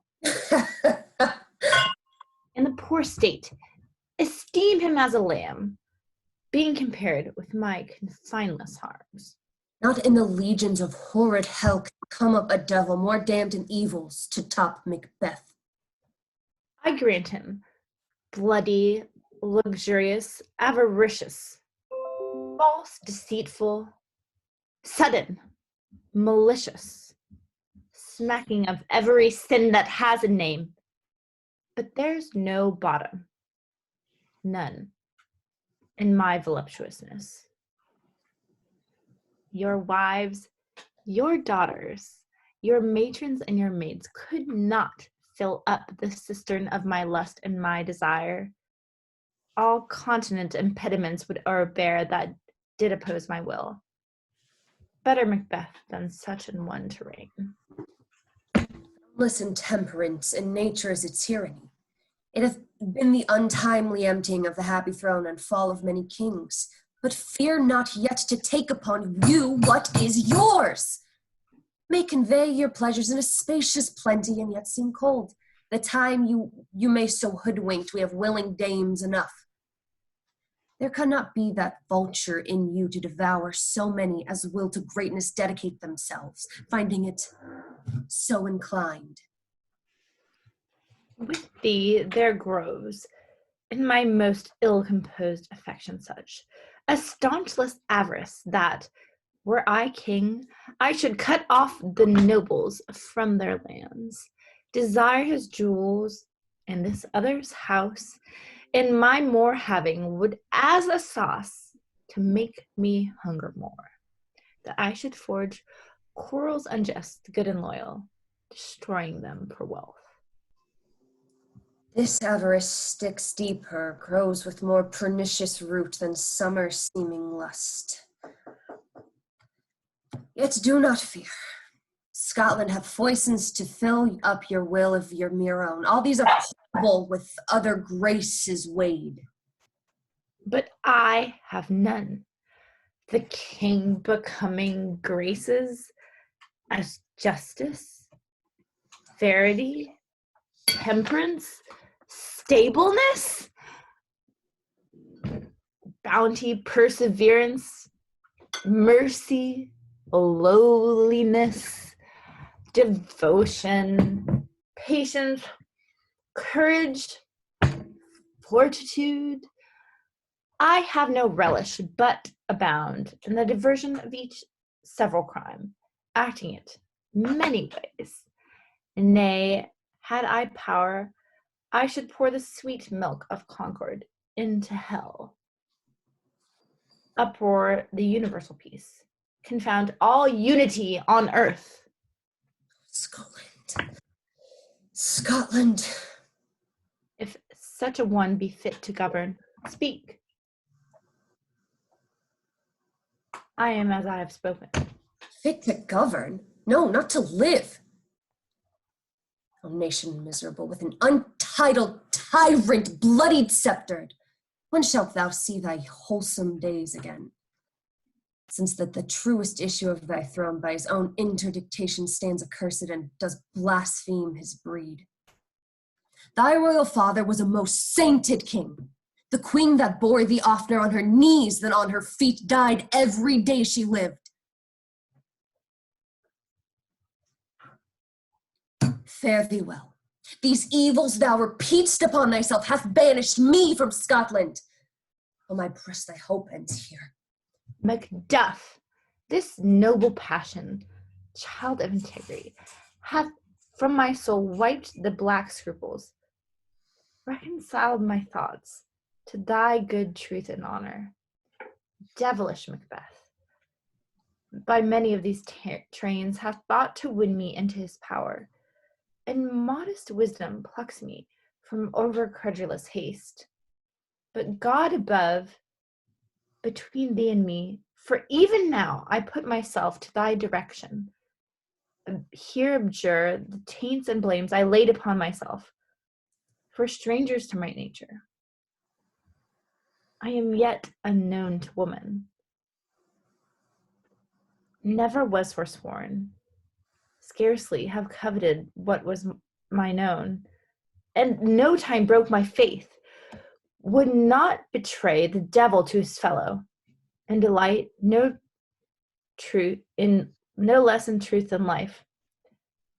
My first false speaking was this upon myself: what I am truly is thine, and my poor country's to command.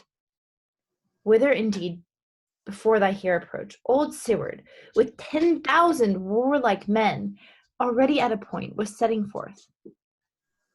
Now we'll together, and the chances of goodness be like our warranted quarrel. Why are you silent? Such welcome and unwelcome things at once 'tis hard to reconcile. Well, more anon. Comes the king forth, I pray you? Aye, sir, there are a crew of wretched souls that stay his cure. Their malady convinces, the great essay of art, but at his touch, such sanctity hath been given his hand, they presently amend. Thank you, doctor. What's the disease he means?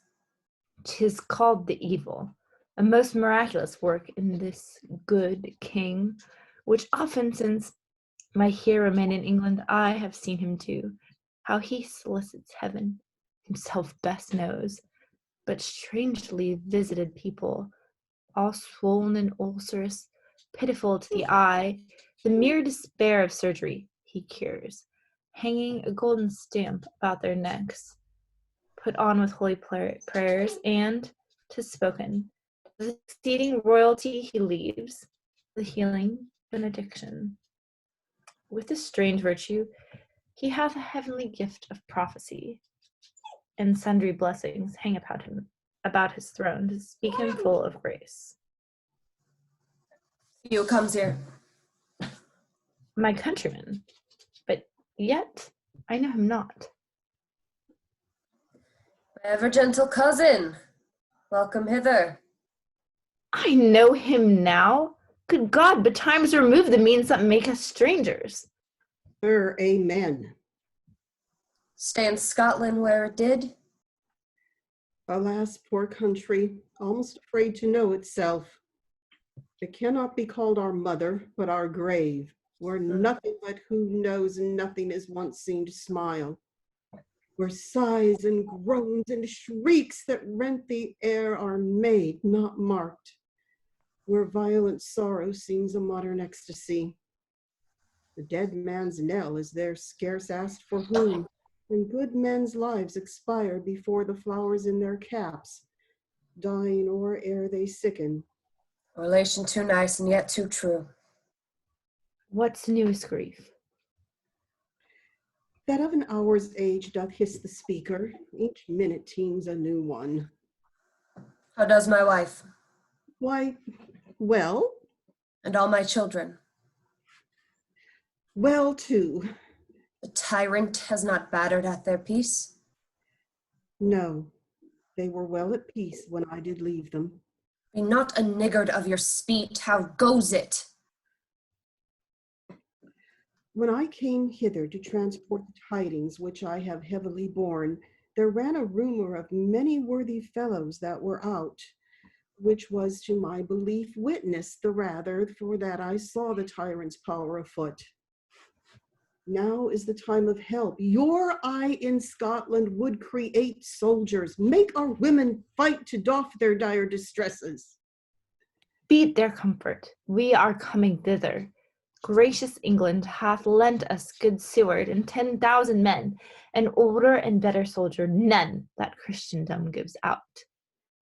Would I could answer this comfort with the like, but I have words that would be howled out in the desert air where hearing should not latch them. What concern they? The general cause, or is it a fee grief due to some single breast?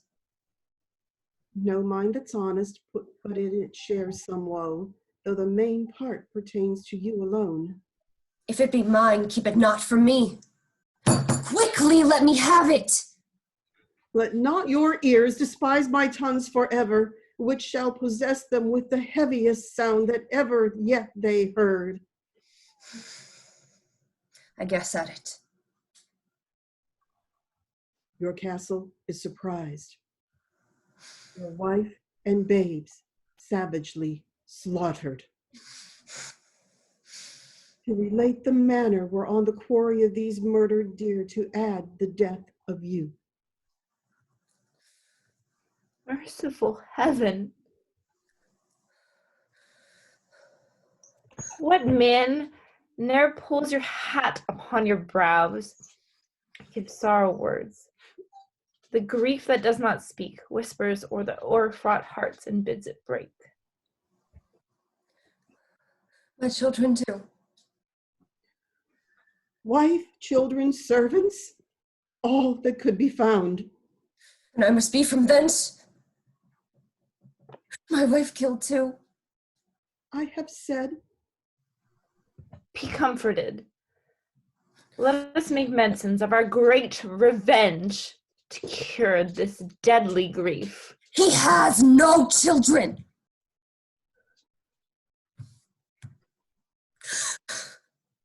Oh, my pretty ones. Did you say all? Oh, how great. Oh! What am I? Your pretty chickens, and they're dead at one fell swoop.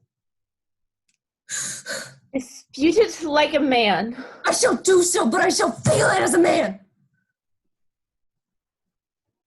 I cannot but remember such things that were most precious to me.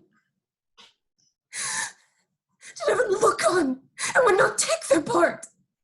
Sinful Macduff, they were all struck, not for thee. Not that I am, not for their own demerit, but for mine, fell slaughter on their swords.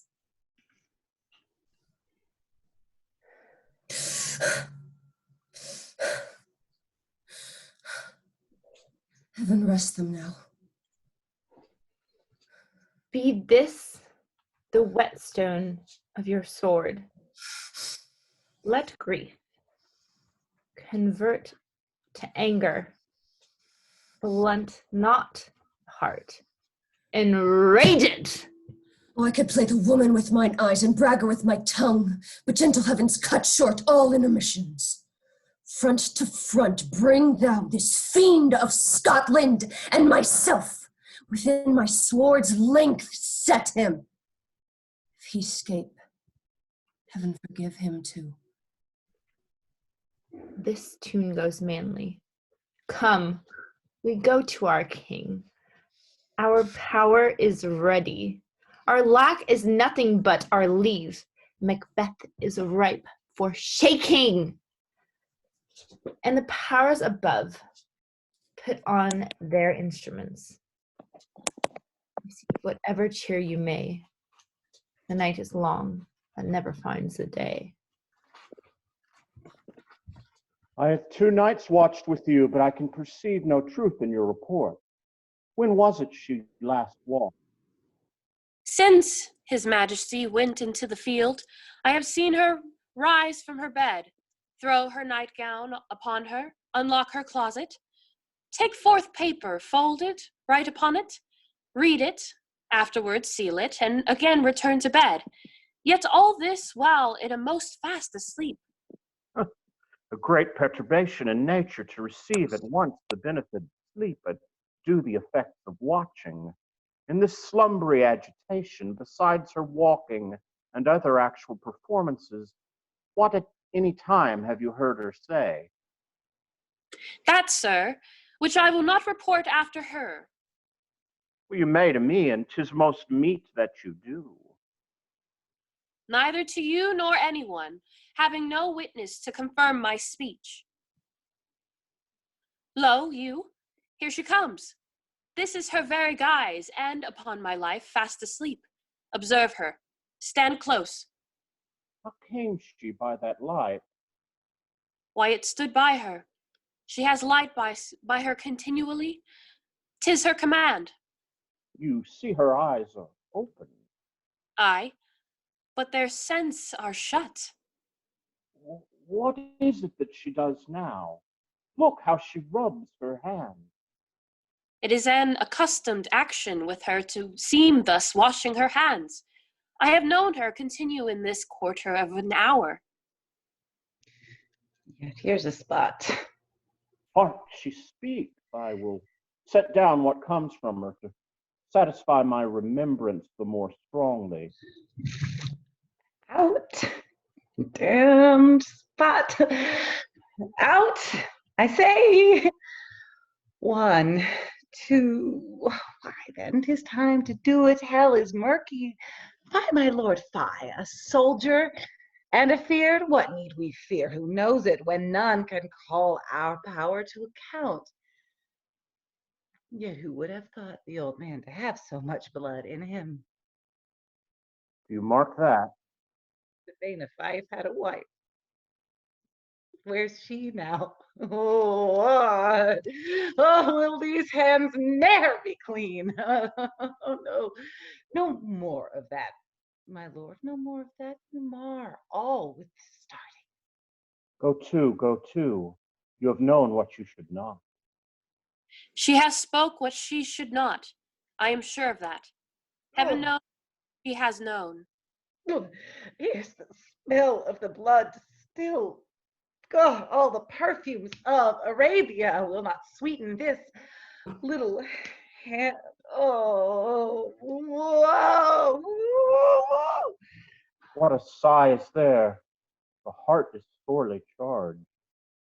I would not have such a heart in my bosom for the dignity of the whole body. Well, well, well. Pray God, pray God it be, sir. This disease is beyond my practice. Yet I have known those who have walked in their sleep, who have died holily in their beds. Wash your hands. Put on your nightgown. Look not so pale. I tell you yet again, Banquo's buried. He cannot come out of his grave. Even so. To bed, to bed. Ah, there's knocking at the gate. Come. Come. Give me your hand. What's done cannot be undone. To bed, to bed, to bed, to bed. Will she now go to bed? Directly. Foul whisperings are abroad. Unnatural deeds do breed unnatural troubles. Infected minds to their death pillows will discharge their secrets. More she needs the divine than any physician. God forgive us all. Look after her. Remove from her the means of all annoyance, and still keep eyes upon her. Oh, good night. My mind she has made it, and amazed my sight, I think, but dare not speak. Good night, good doctor. The English power is near, led on by Malcolm, his uncle Seward, and the good Macduff. Revenges burn in them, for their dear causes would to the bleeding and the grim alarm excite the mortified man.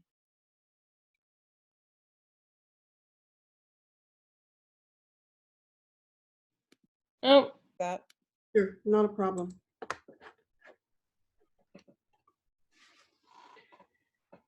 Shall we meet them then? That way are they coming? Okay, let me do that again. Near Burnham Wood shall we meet them? That way they are coming. Okay. Who knows if Donalbain be with his brother? For certain, sir, he is not. I have a file of all the gentry. There is Seward's son and many unrough youths that even now protest their first of manhood. What does the tyrant? Great Dunsinane he strongly fortifies. Some say he's mad. Others that lesser hate him do call it valiant fury. But for certain, he cannot buckle his temperate cause within the belt of rule. Now does he feel his secret murder sticking on his hands? Now minutely revolts, upbraid his faith breach. Those he commands move only in command, nothing in love. Now does he feel his title hang loose about him like a giant's robe upon a dwarfish thief. Who then shall blame his pestered senses to recoil and start when all that is within him does condemn itself for being there? Well, march we on, to give obedience where 'tis truly owed.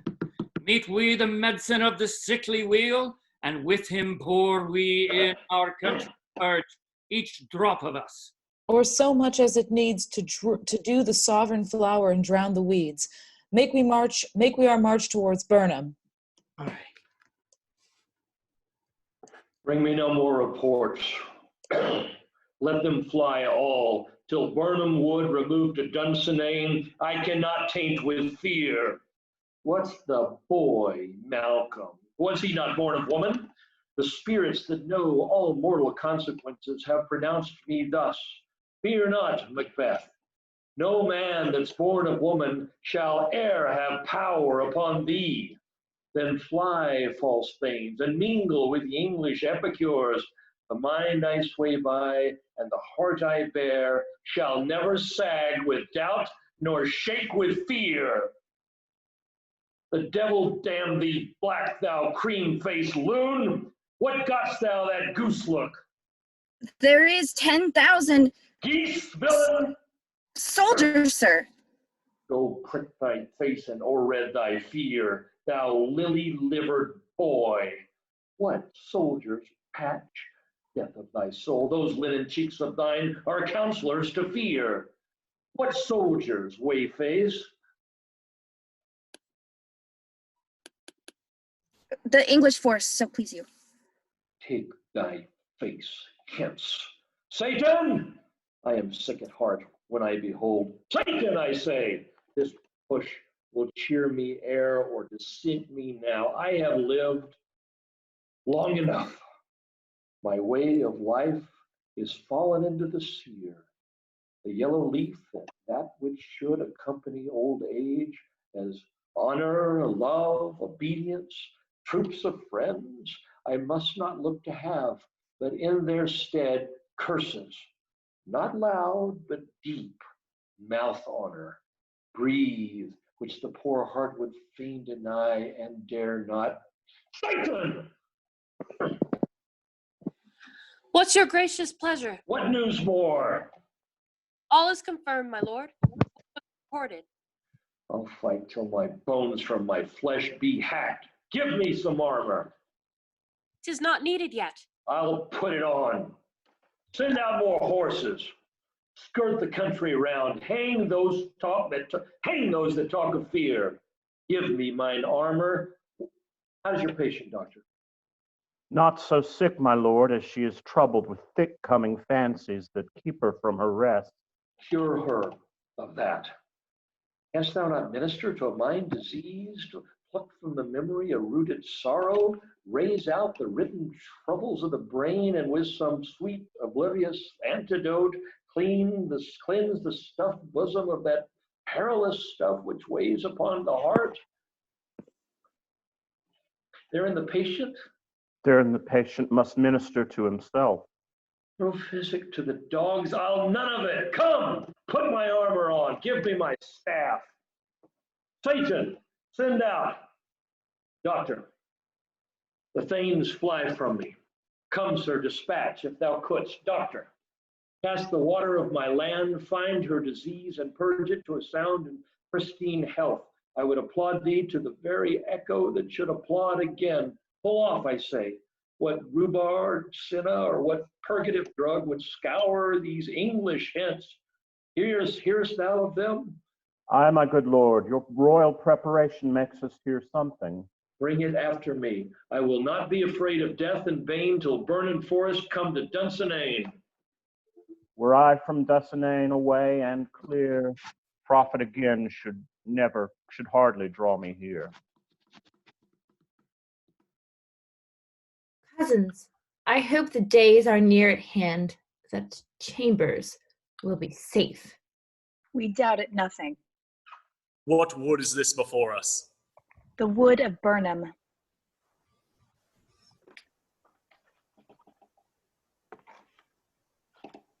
Let every soldier hew him down a bough and bear it before him. Thereby we shall shatter the numbers of our host and make discovery ere and report of us. It shall be done. We learn no other, but the confident tyrant keeps still in Dunsinane, and will endure our setting down before it.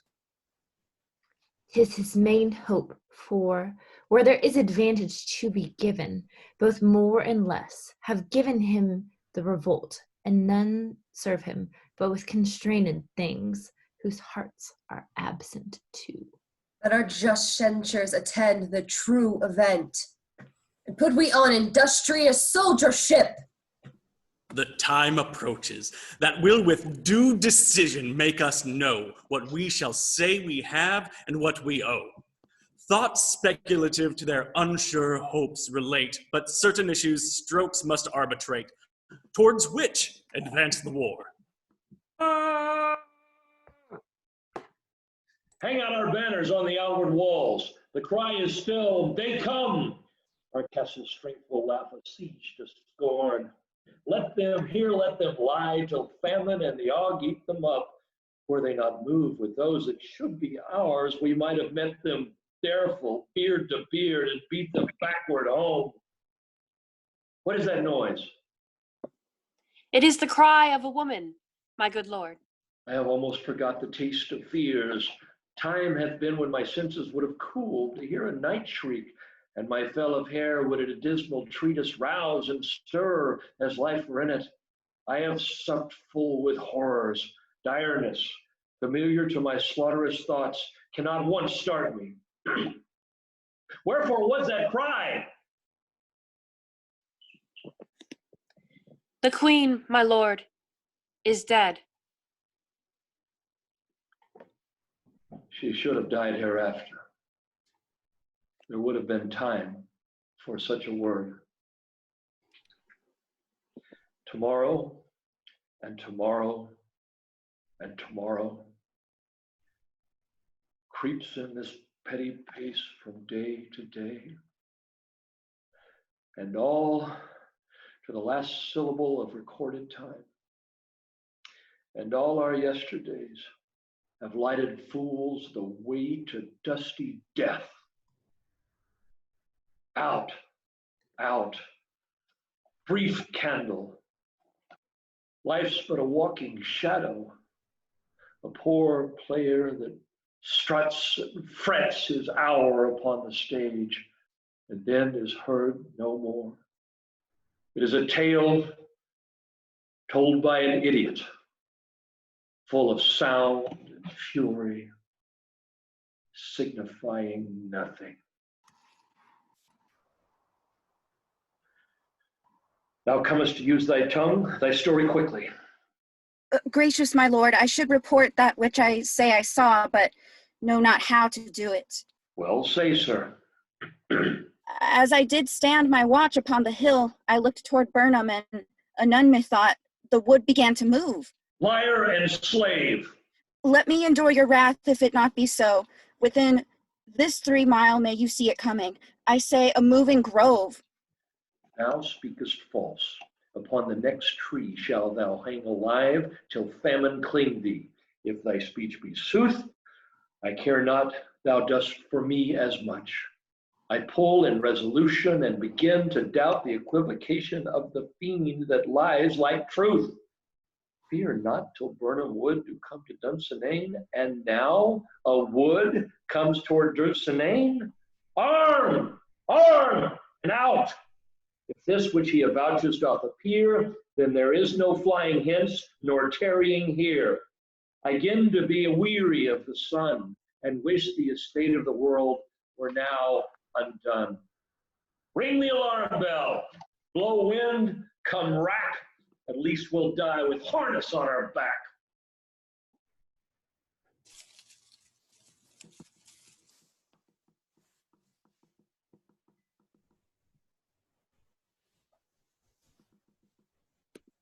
Uh-oh, who's next? Malcolm's on mute.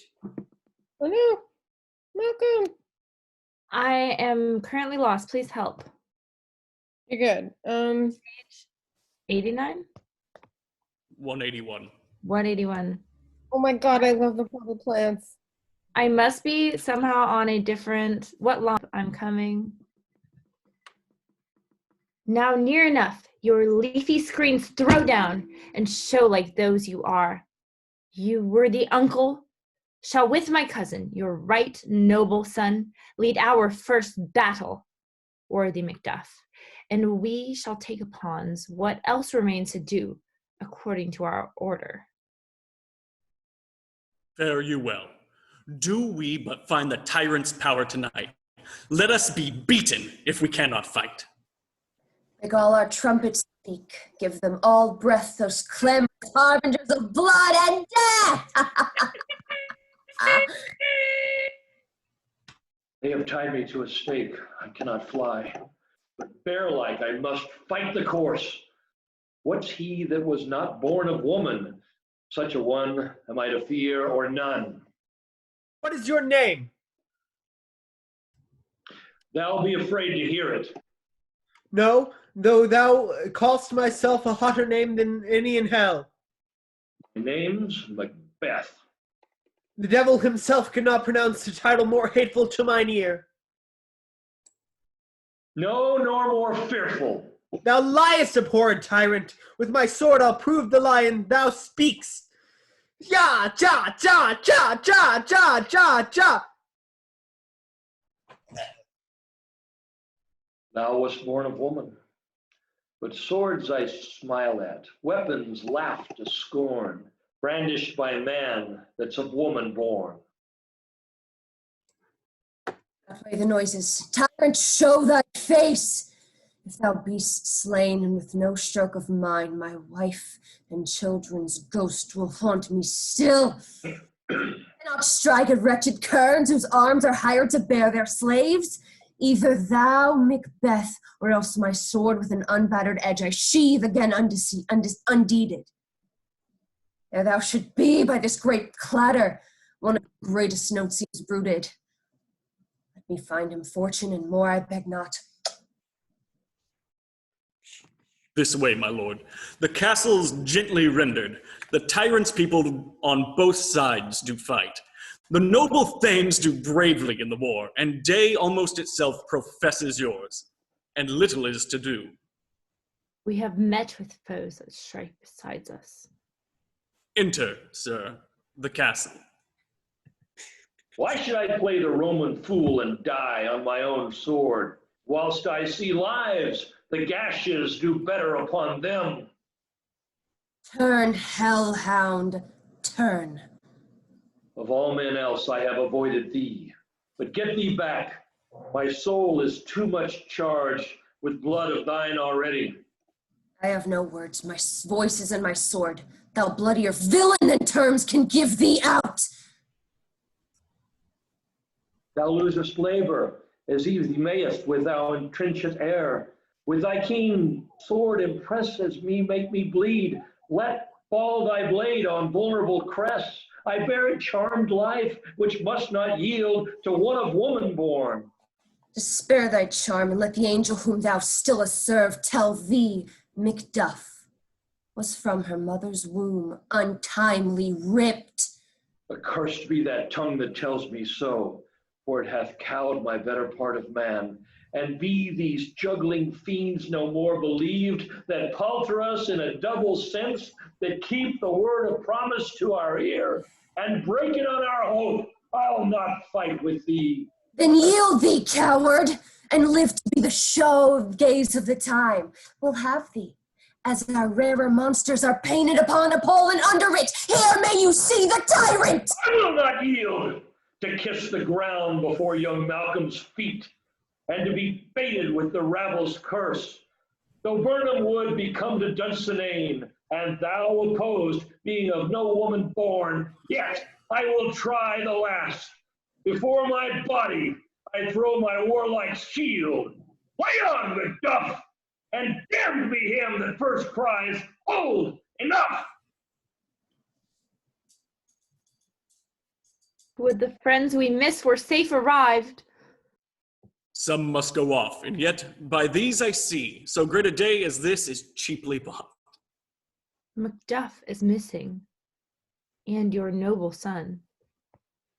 Your son, my lord, has paid a soldier's debt. He only lived but till he was a man, the which no sooner had his prowess confirmed in the unshrinking station where he fought, but like a man he died. And he is dead. Aye, and brought off the field. Your cause of sorrow must not be measured by his worth, for then it hath no end. Had he his hurts before? Aye, on the front. Why then, God's soldier be he. Had I as many sons as I have hairs, I would not wish them a fairer death, and so his knell is knolled. He's worth more sorrow, and that I'll spend for him. He's worth no more. Then say he parted well and paid his score. And so, God be with him. Here comes newer comfort. Hell king, for so thou art. Behold where stands the usurper's cursed head. The time is free. Compass with thy kingdom's pearls that speak my salutation in their minds, whose voices I desire aloud with mine. Hail, King of Scotland. Hail. Hail, King of Scotland. We shall not spend a large expense of time before we reckon with your several loves, and make us even with you. My thanes and kingsmen, henceforth, be earls, the first that ever Scotland in such an honor named. What's more to do, which would be planted newly with time, is calling home our exiled friends abroad that fled the snares of watchful tyranny, producing forth cruel ministers of this dead butcher and his fiend-like queen, who, as 'tis thought, by self and violent hands took of her life. This and whatever needful else that calls upon us by the grace of grace, we will perform, measure, and time and place. So thanks to all at once, and to each one for whom we invite to see us crowned at Scone. Lights out. Yay!